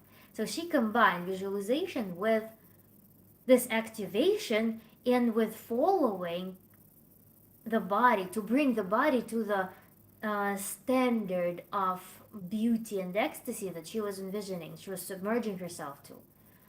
So we did actually physical exercises or some choreography in which she discovered that she had some aches in the body that she was not aware of at all. That her body actually craved a lot of the movement.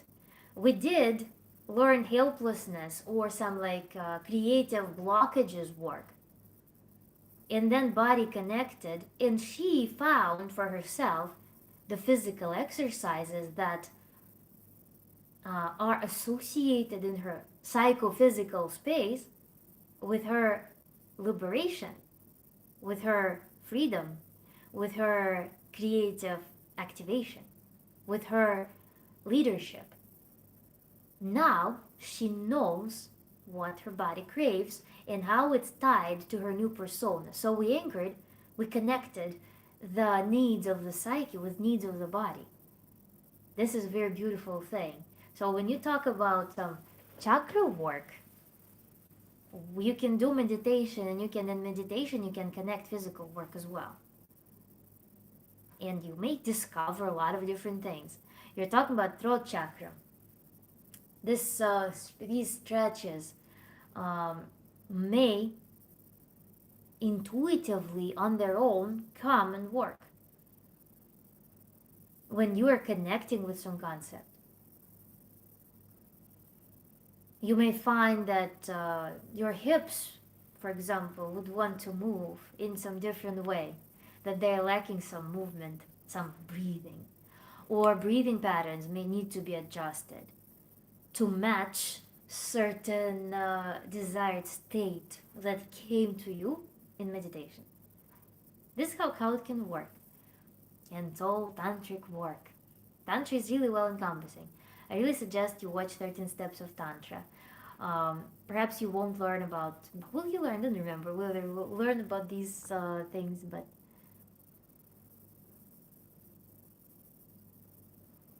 if it's the same concept, I'm working on positive self-talk. I'm usually in my own way of recovering from anxieties that I stay in the loop of depression.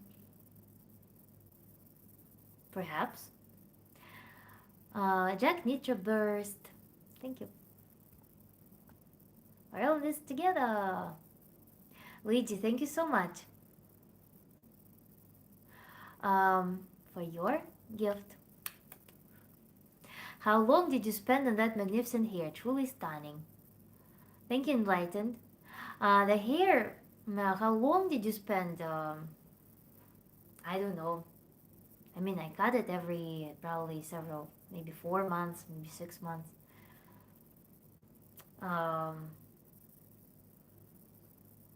But I don't know. I became stingy with it a little bit. I kind of like more volume here, which means shorter hair. At the same time, I like the weight of hair. So, thank you, Luigi, for sunshine.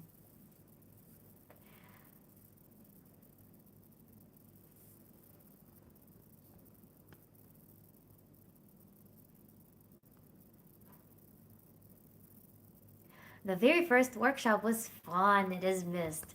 Do you miss the workshop or do you miss... Thank you so much, Luigi, for butterfly. Kiwa, butterfly. So, do you miss the workshop or... you know what? Escargot. Um, Little butterfly, yep. Picnic basket. Oh, what is it? Oh, wow. That's cool. Thank you so much. Yes, I know what you mean. I mean, um, there's no barrier on reconnecting, so to speak, with that wonderful vision.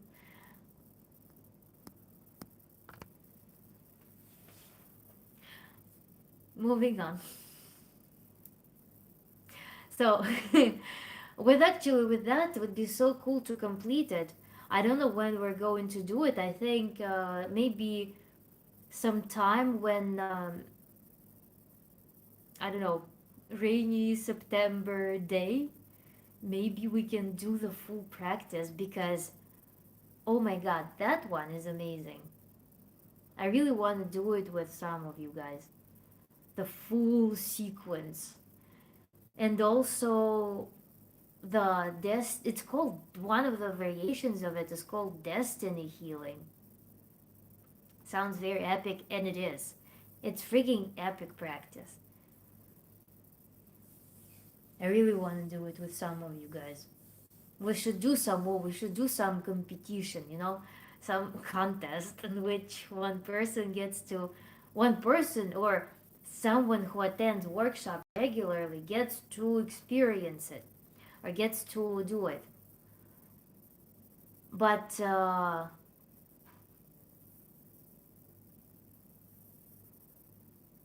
don't know how we'll do it.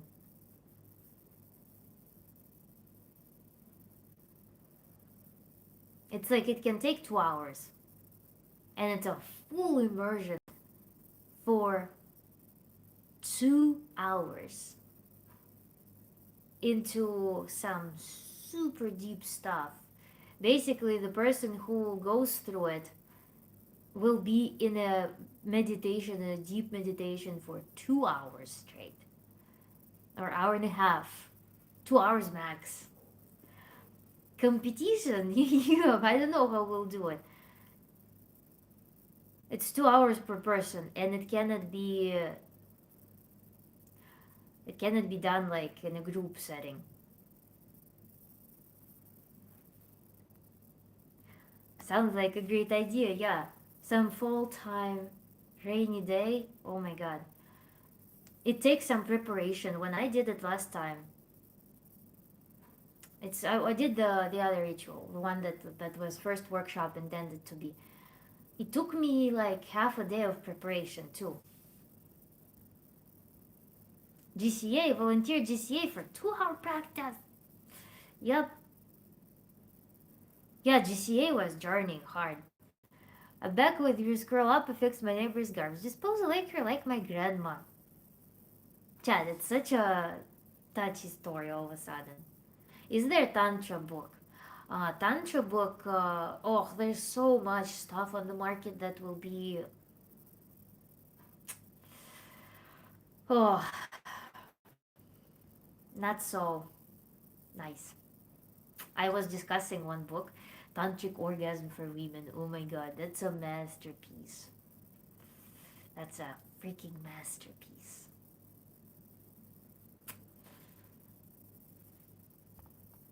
Masterpiece.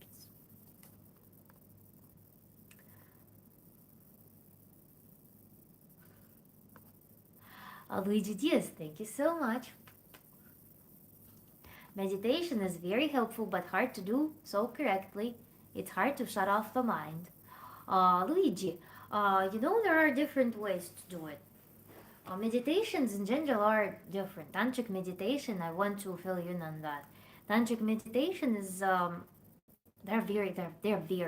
There are very many kinds of meditation, and where it surpasses what we commonly consider to be a meditation, it's not really clear.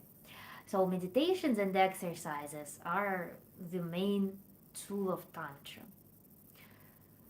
Some meditations are performed to an audio recordings because they're more of an exercise for specific quality skill of the mind and body.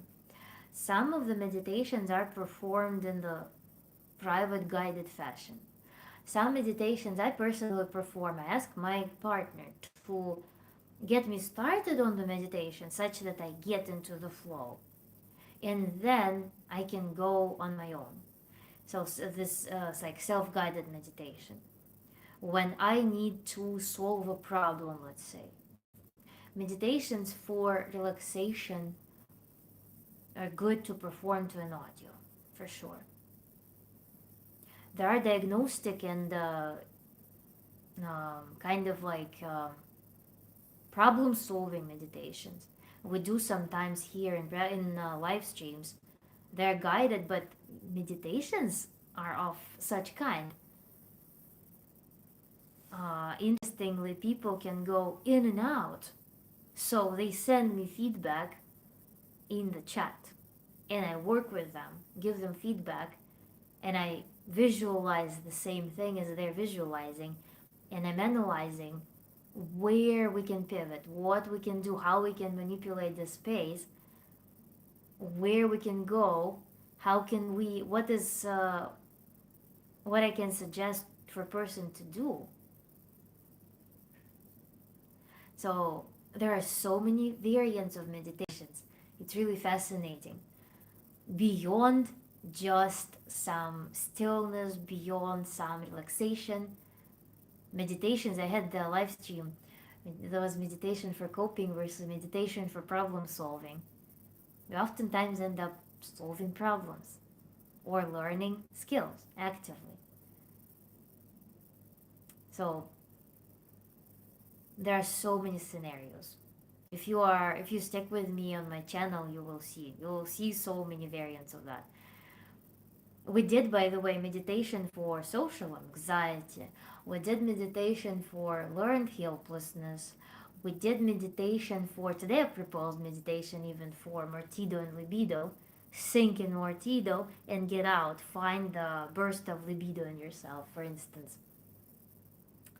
Then we did meditation, body oriented meditations, where we seed emotions in the body. Then I'm pretty sure we did something else. We surely did. I won't remember right now. In the workshops, we did meditations where we train our nervous system, really. So many things. Flower time, my loves. Thank you, James Miller. Oh my god, you're from Boratsu. Might be bad timing, but I'm tempted for a garden right about now.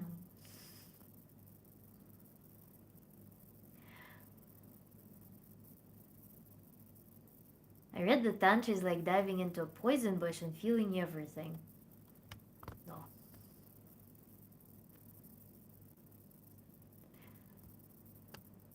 I'm curious. Oh!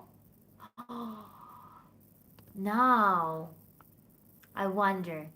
I put moderation and another moderator just handled this. Yes, Kivushka? Question?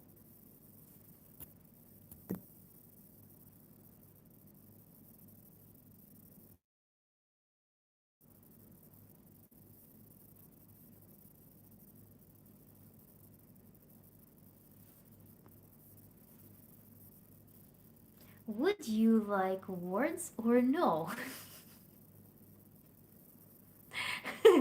Oh my god, Kiva. Of course I would, if you feel like it.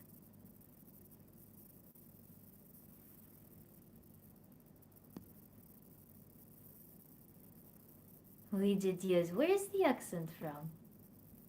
Thank you for your gift. The accent is from Russian language.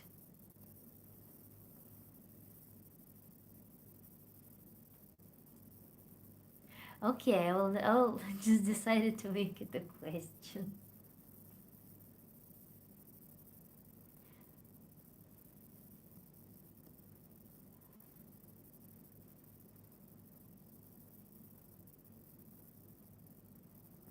I thought it was Scottish. Oh my god, that's fresh. I've never been told that. Chad, thank you so much for flowers. Guys, by the way, any questions, any comments, any suggestions for topics for the next streams, I am very open to your ideas, case studies, and we can uncover various things. If you have something to add to the topic of depression, for instance, if you would like to know tantric protocol for depression, like full one, then we can discuss that. Meanwhile, Timothy will keep the garden going. Thank you, Kiva, for your management and leadership. So, if you guys would want to discuss more on Tantra and depression reversal, we can discuss that. If you have any other questions or concerns you would like me to address, would like to discuss, let's do it. The spectrum of Tantra is quite broad. Tantra works with all areas of life, with all kinds of relationships, and there are no barriers to that.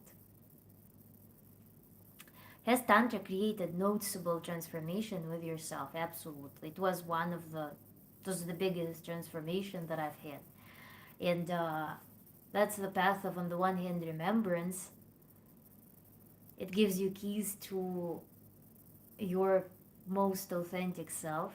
And at the same time, what's cool about it is that Tantra gives you tools that you can use when new challenges in life arise.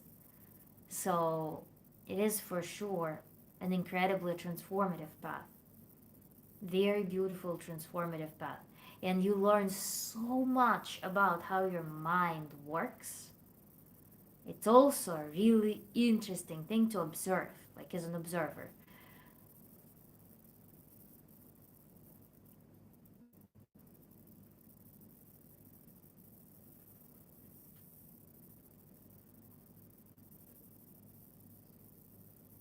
Yeah, Tantra for sure was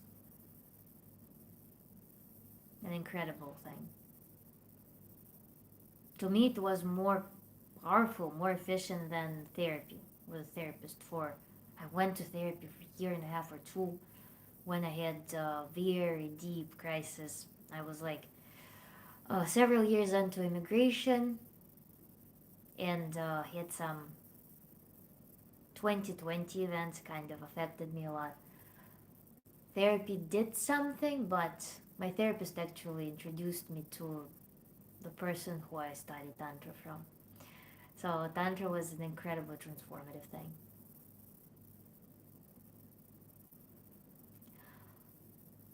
So positive with my NIGHB. What is that?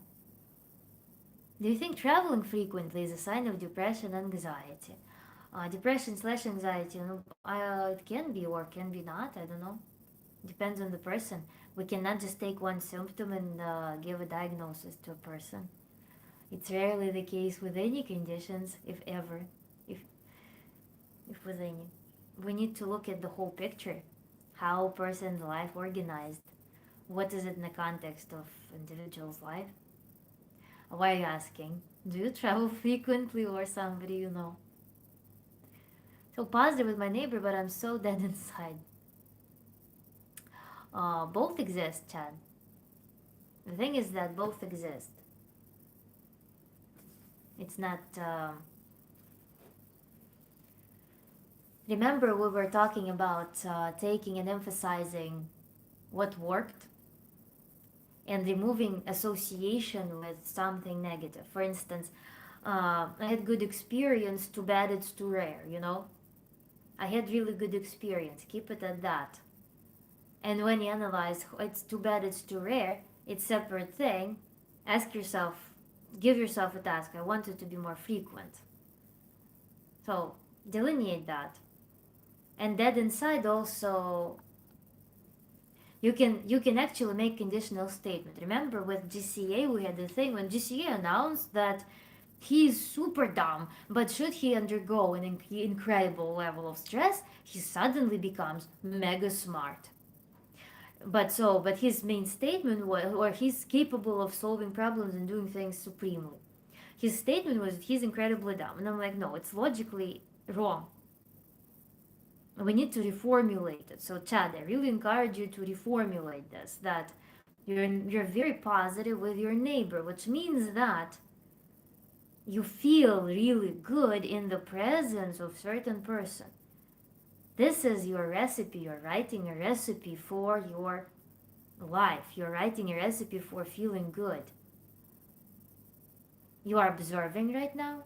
You're not giving yourself like a diagnosis, like boom, this is dead inside, and everything else is like kind of fleeting bullshit. No, it all exists right now in your life. Feeling dead inside, feeling really positive. You just analyze which conditions create which state. This is the recipe for feeling dead inside. This is the recipe for feeling very positive and good. So you know the recipe. Analyze it and see.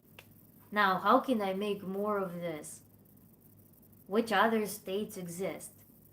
And instead of giving yourself this diagnosis based on one symptom,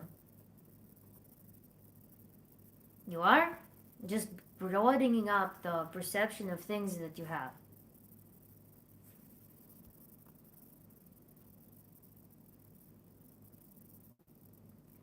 I try to do Kriya Yoga, but my thoughts and emotions still consume me.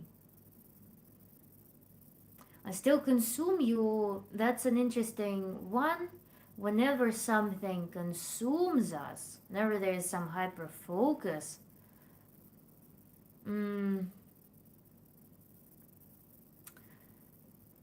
there is some function to it, okay? Something that draws a lot of attention. We need to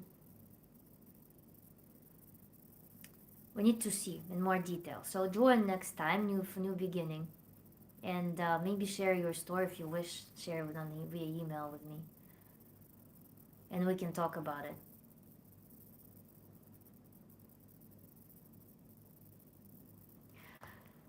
I do feel the need to get away very often. Usually go on long drives around the city. I'm in Georgia, US.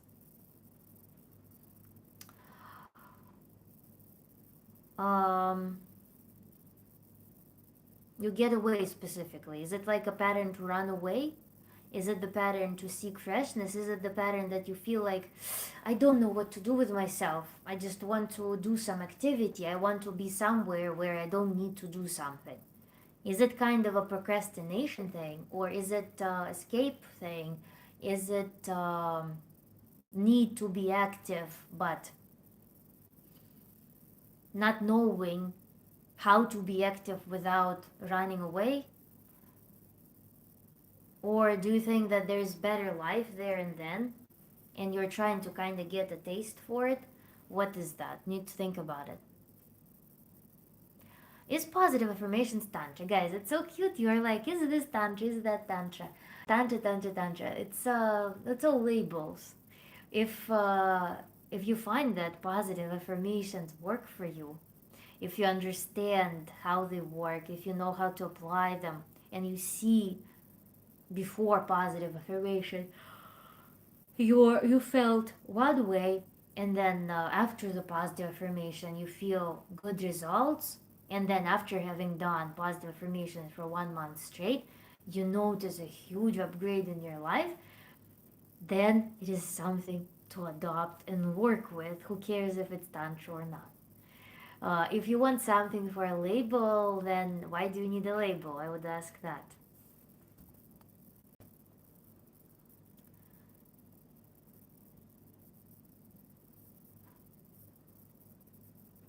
The wall volume hair flip gets me every time. Uncle Buddy, thank you. You have depression, get a hobby.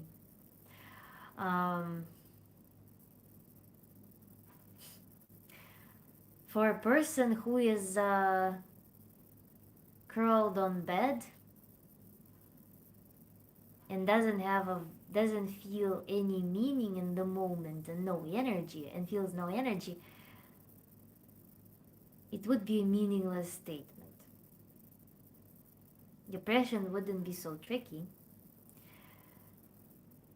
if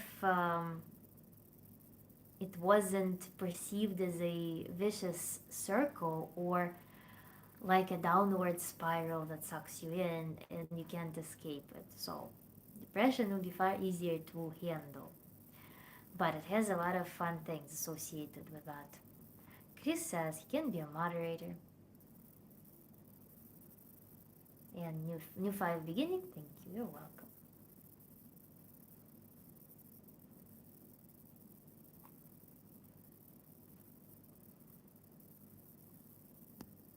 Кивушка, Кивушка, привет.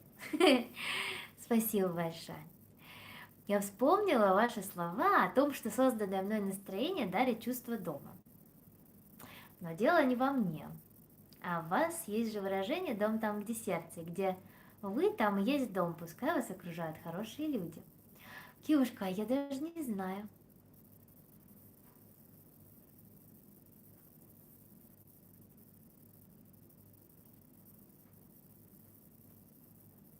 Я не знаю, я всегда про вас думаю, когда я начинаю стримы. Вот у меня такая вот штука есть. Реально чувство дома.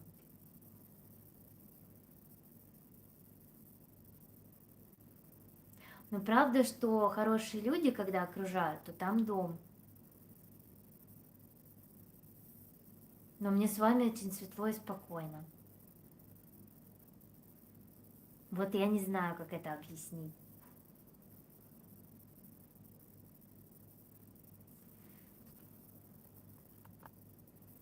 Спасибо вам большое.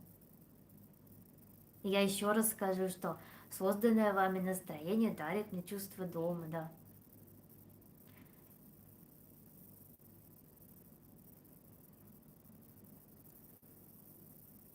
И я думала про это тоже. Несколько раз. Ну вот так получается, я не знаю. Вот какая-то магия такая. Спасибо вам большое.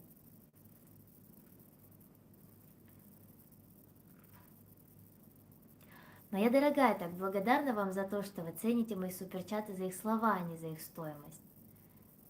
Я вас ценю за ваше присутствие и за то, что вы говорите.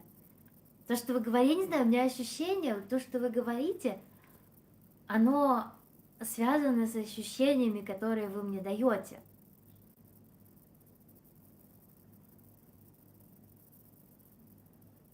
То есть ваши слова — это продолжение как-то моих ощущений, я не знаю.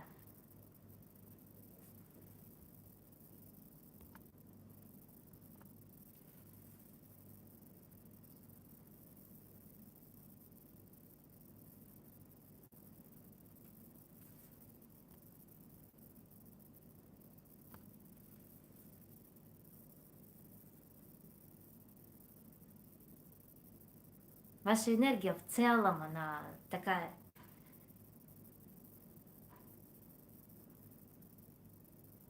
У вас очень доброе присутствие.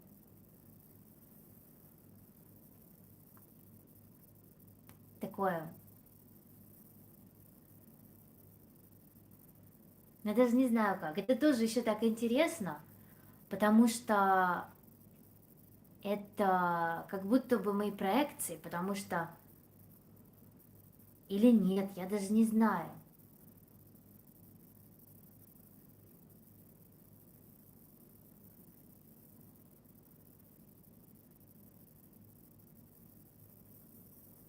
Вот как-то я не знаю, как объяснить, короче.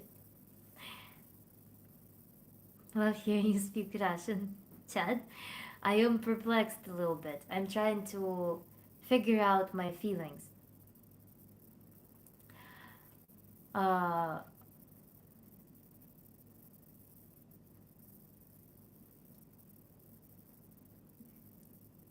так I'm not worried. Thank you.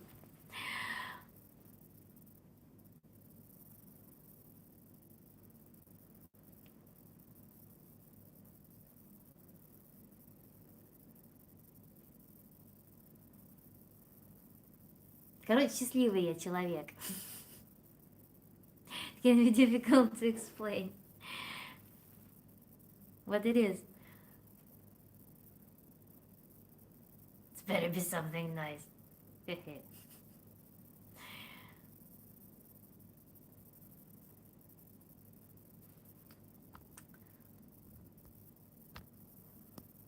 For the pausing moment. Oh, Zleb is also a happy person. I just imagine reading it, reading it in my mind. Hey guys!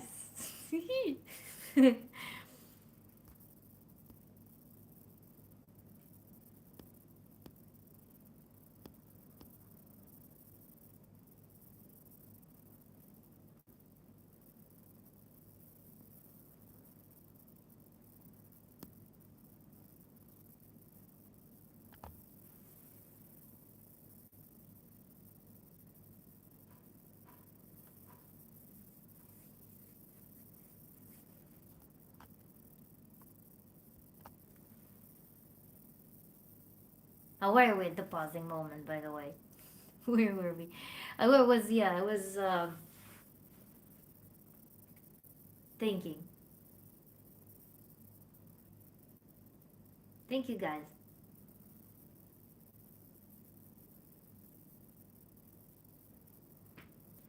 But yeah, it's so amazing, the дом.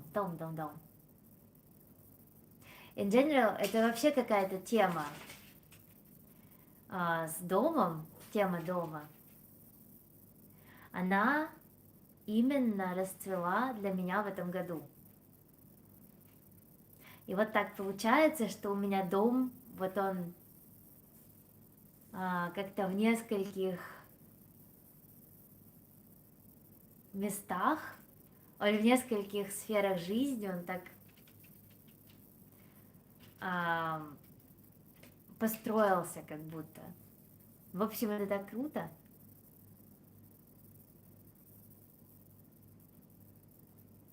И что он есть здесь,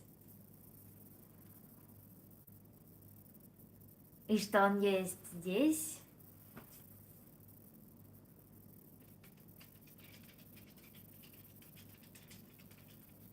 и как будто ничего общего не имеет с каким-то физическим домом, вот, с каким-то там, с постройкой. Короче, круто это, интересно очень. Я полностью согласна про людей, полностью согласна про людей.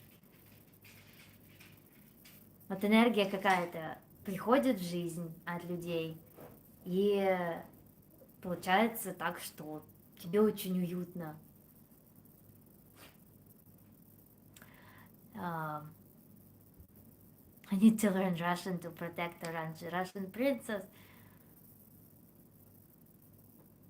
Where should I start? Oh my god, don't even start. Well, I don't know, Russian is tricky.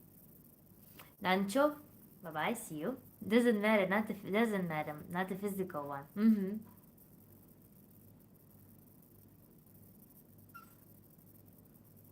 Круто, короче. But energy, yes. Mm-hmm. Tantra. Start with Russian dressing on пельмени.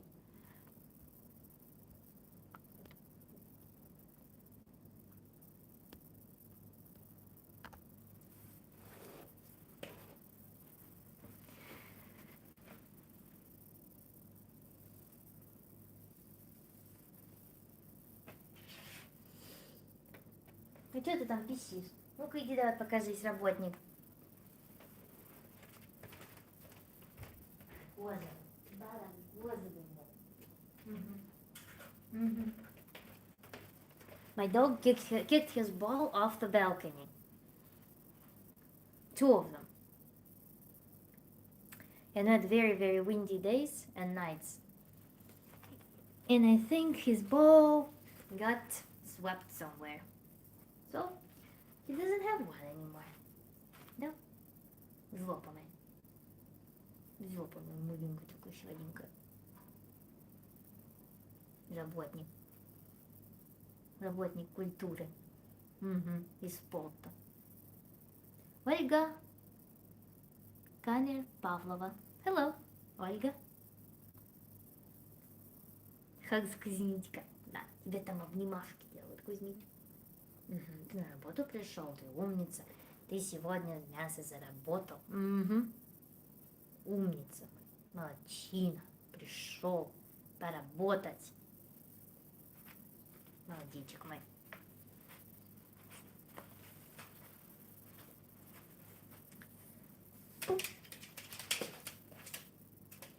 Иди давай, Панагос, бегай, сейчас мясо будем есть.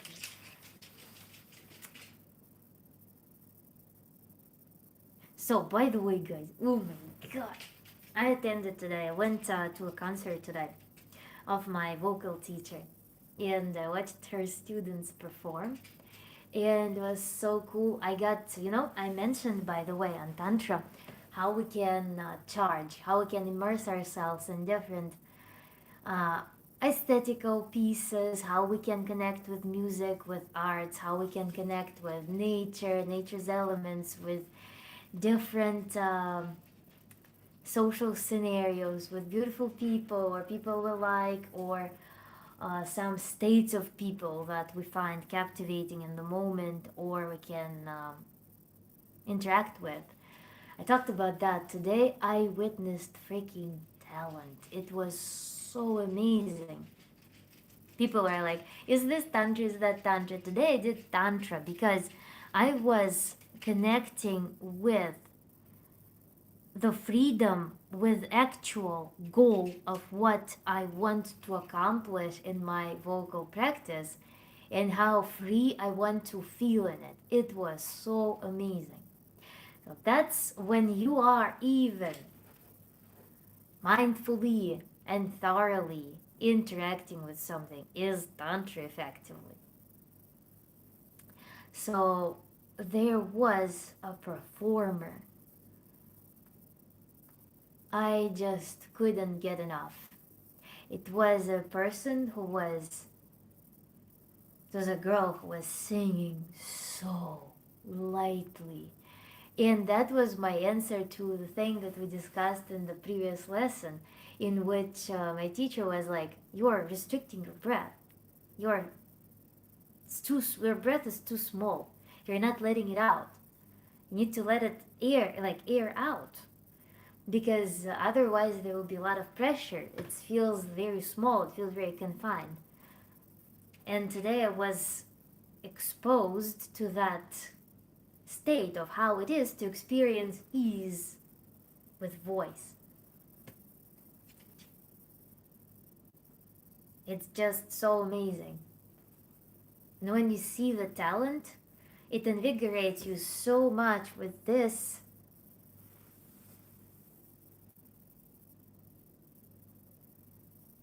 It's wonderful. So I went to this concert and fully locked into that aspect of that. Chad, thank you so much for your gift. Thank you. Your streams are so therapeutic. I'm thankful I found it. Chad, it means so much to me. It's so amazing. We've been together for so long. Not even, I don't know. It feels like I can't even assess if it feels long, it feels short period of time. It just feels like some natural part of life, and it feels, it's always something new. I love how you open up every time with something new. It's amazing. I so enjoy. Ura! Yup.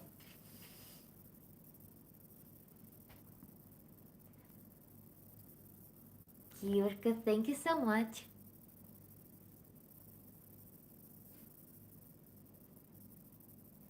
Linda Cooper, hello.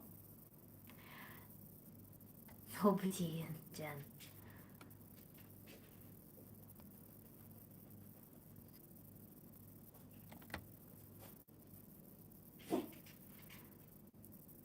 Another thing that I have going on.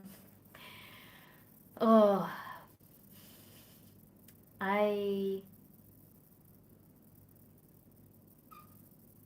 super really want ice cream these days. But I have these rules, some strange rules in my life, I guess, that it must be earned in some way. I don't know. I found the ice cream that's supposed to replicate the old days ice cream, that super tasty and nature one, and I was so close to buying it. But then I'm like, I'll make it myself. And now I'm on the quest of buying an ice cream maker, but maybe for my birthday or something. So we'll see. Because I love ice cream so much, but I never have stamina or any desire to just sit and mix it, infuse it with bubbles. So I probably will cave in. Ice cream maker. Oh, yep. Thank you, Linda. Thank you so much. Malik Malik. Hello, happy to see you too. And Kiva, oh my god. For Christmas, during Christmas holidays, we were making chocolate mint ice cream with maple syrup instead of sugar. It was so good, even without proper machinery. I also add butter to it for silkiness. I can't imagine how delicious it will be if you actually bubble it up as it's freezing. Okay, we have. You're welcome. Keep up the good work, Linda Cooper. Thank you for your blessings. Thank you for your encouragement. So, Luigi, what do you think about relationships while being in depressive state? Uh, the relationships while being in a depressive state. That's a twisted one. It's an interesting question because it's a two people system. And on the one hand, you may end up feeling self conscious that you put your partner through something. There could be one scenario. And you may feel like it would be better if the partner dumps you, or you should leave, free your partner from that. On the other hand, there could be a dynamic in which your partner may feel more needed when you have depression. That's another twisted scenario. So your partner will be feeling deep inside, maybe in more of a comfort zone when you are in a depression as opposed to living very bright life. Let me check my meat and I will get back to you.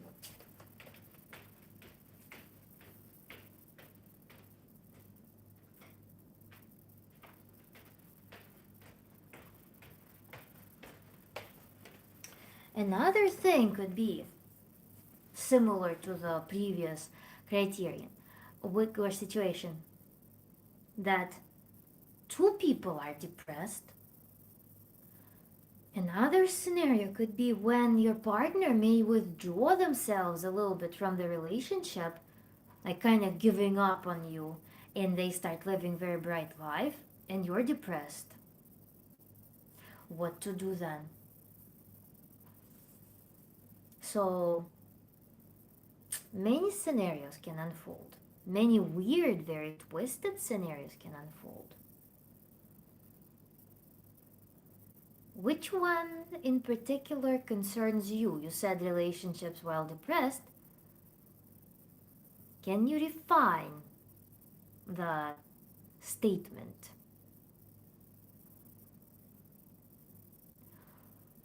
What advice would you give me? I would like to become a woman as well.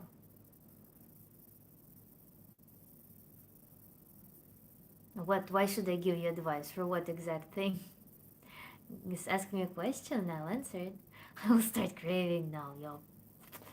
Oh my god, there's so many flavors to make. Oh, I really.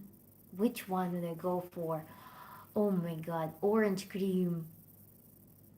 I want orange cream right now.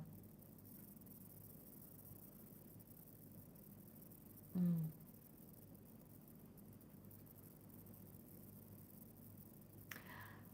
My grandma made ice cream in Italian ice cream like snow cones.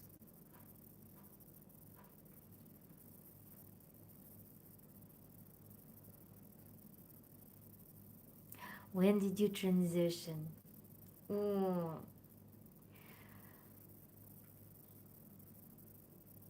Thank you, meme. There's many girls to claim to have anxiety depression while actively looking for sexual partners. Oh,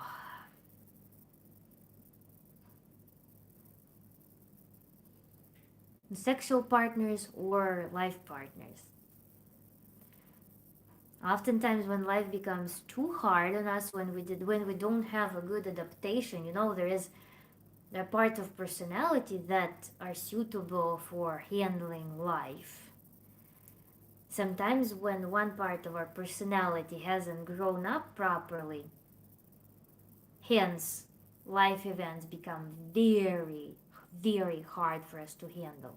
Or when life is objectively really hard to handle, there could be an urge to find someone who will substitute for this underdeveloped part, who will take responsibility, who will become the supporting entity, as of like entering a more of a parent-child bond.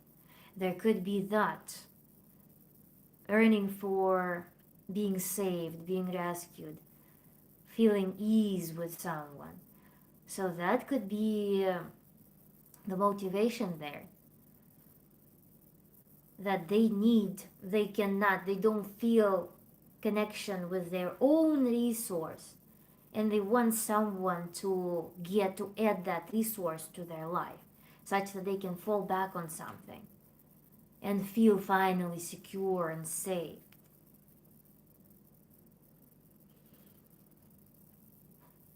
But if they don't, through that, for instance, the partner gives them the temporary sense of security and safety, if at that point they keep growing, they keep developing, they actually start being cognizant of the issue that they need to solve to not be so vulnerable in life.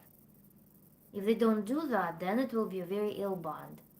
If they actually are proactively doing this work, developing this component, integrating it into themselves to become more resilient, more capable, more wholesome, active human who is capable of living life, then it could result in good relationship if their partner is also with high awareness and encourages this development. So different scenarios can happen.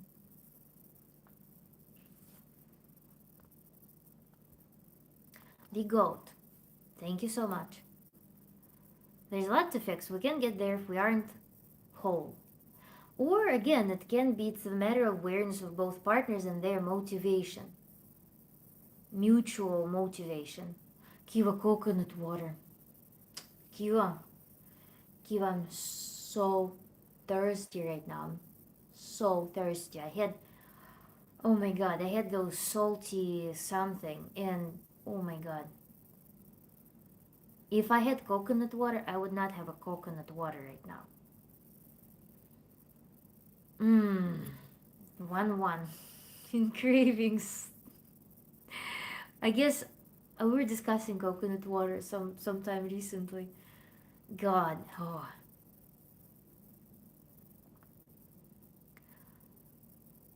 So yeah, it depends on the awareness. It's if we wait for our perfect, most supreme level of development before forming bonds with people, then relationships will just never happen. We grow with other people as well. It would be a great mercy, great luck, great outcome, a great like circumstances if the person in this mental state meets a really secure, really safe, comfortable, mature person. Because then this person may open up for them the possibility for development, for actually calming down and seeing the other side of the world. Because depressive personality, it's developed in childhood through some events, through some unhealthy attachments. So what I would wish upon those people is to meet people who will be showing them the safe attachment, such that they can then fill something up and at the same time feel frustration, but feel like their partner cannot fulfill this frustration, and it's safe to experience that with them. And they are more stimulated to work on their own. Madam relate involved. How I want coconut water. Oh my god, I'm gonna scream. Oh, but I have lemon. Maybe I'll make lemon water. Something like that. Would you say you're a human capable of living life? Well, clearly I am. I don't like coconut water. Have you tried pink one, the one that's not pasteurized? Woo! Chad, nice to hydrate, please. I will in a second. Scream for coconut water. I would for sure. You have lemonade. Yes, I want it all. Blah.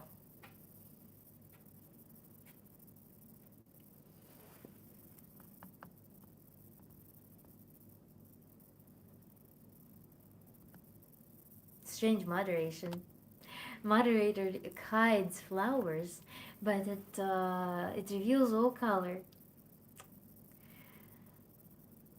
I have automatic thing. Moderator today.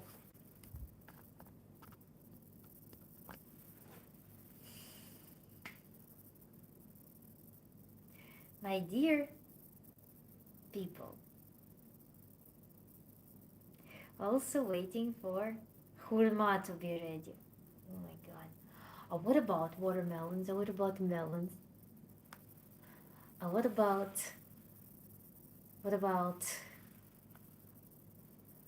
everything? Oh my god, every juicy fruit right now sounds like heaven sent. Hurma jam. By the way, Kiva, do you have feihua in your garden or in proximity? Just chugged a bottle of spring water. I'm over here drinking nourishment. Chad.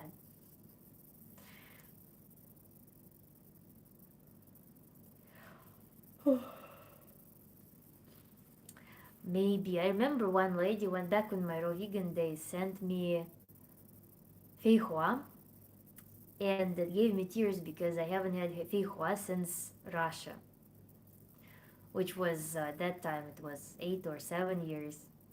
And feihua was something that I always was waiting. I remember some bright visual, nighttime, and you know those shops with lights in the city. You just walk somewhere and you stop by and you buy feihua, like a little bag. You eat it. Oh, first like nasty weather days. That feels so good because they're first nasty weather days, and so you eat this aroma. Oh my god! I don't remember when it's. I think it's when the first snow falls in Moscow. So feihua with its aroma. So this lady sent me a bag of feihua, and I was just crying my eyes out because I got this whiff, the smell, and the taste. Oh, it was absolutely epic. I think here I will be able to find some. Paxton Bear, hello. Did you see my email? Yes, I did. And I haven't watched it yet because I've been busy, but I keep it on my list. I really look forward to seeing your interview. Pineapple juice with ginger turmeric. Are you guys, George? Why are you guys doing this to me right now? Why are you doing this to me? It's 2:47 right now, and there's nothing is open around me. I can't even go and purchase any of these juices right now. Fruit craving, ice cream craving, coconut water craving. This isn't less.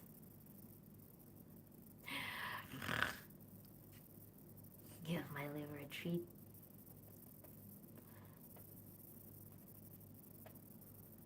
Yeah, guys, I need to go make myself lemon water ASAP. And I need to also pay my dog some salary for a wonderful job he did today.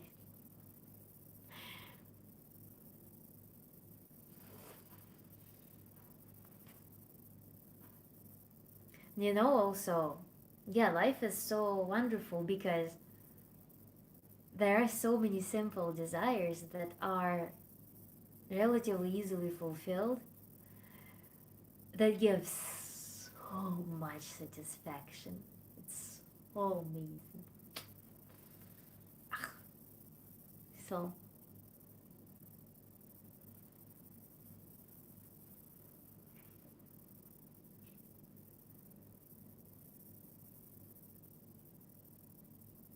okay, guys, I will sign off. Thank you, everyone, for today's conversation. Thank you, everyone, for your questions. Every new person, thank you as well. We had a very nice refresh of Tantra,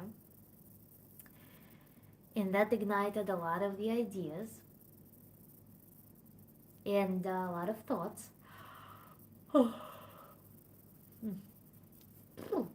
And inspiration for me to try things that I haven't tried in a while. So I'll see you in next week probably, or maybe I will sign on the weekend. We'll see. Not on Sunday, but maybe tomorrow. And then people who want to attend the workshops, email me. Chad, by the way, if you want, send me another email. Next Saturday we'll meet for another workshop. Alright, I'm okay now. I had to gather myself together from all the craving. Yes, Kiva. Oh,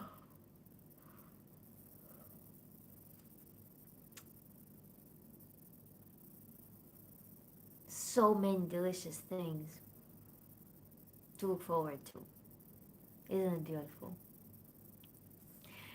Uh, Noted. Chad, good night. And yeah, people who want to do workshop, email me. Nothing, nothing crazy. I don't spam. I don't send any crap. And we just gather and do the thing. Focused effort.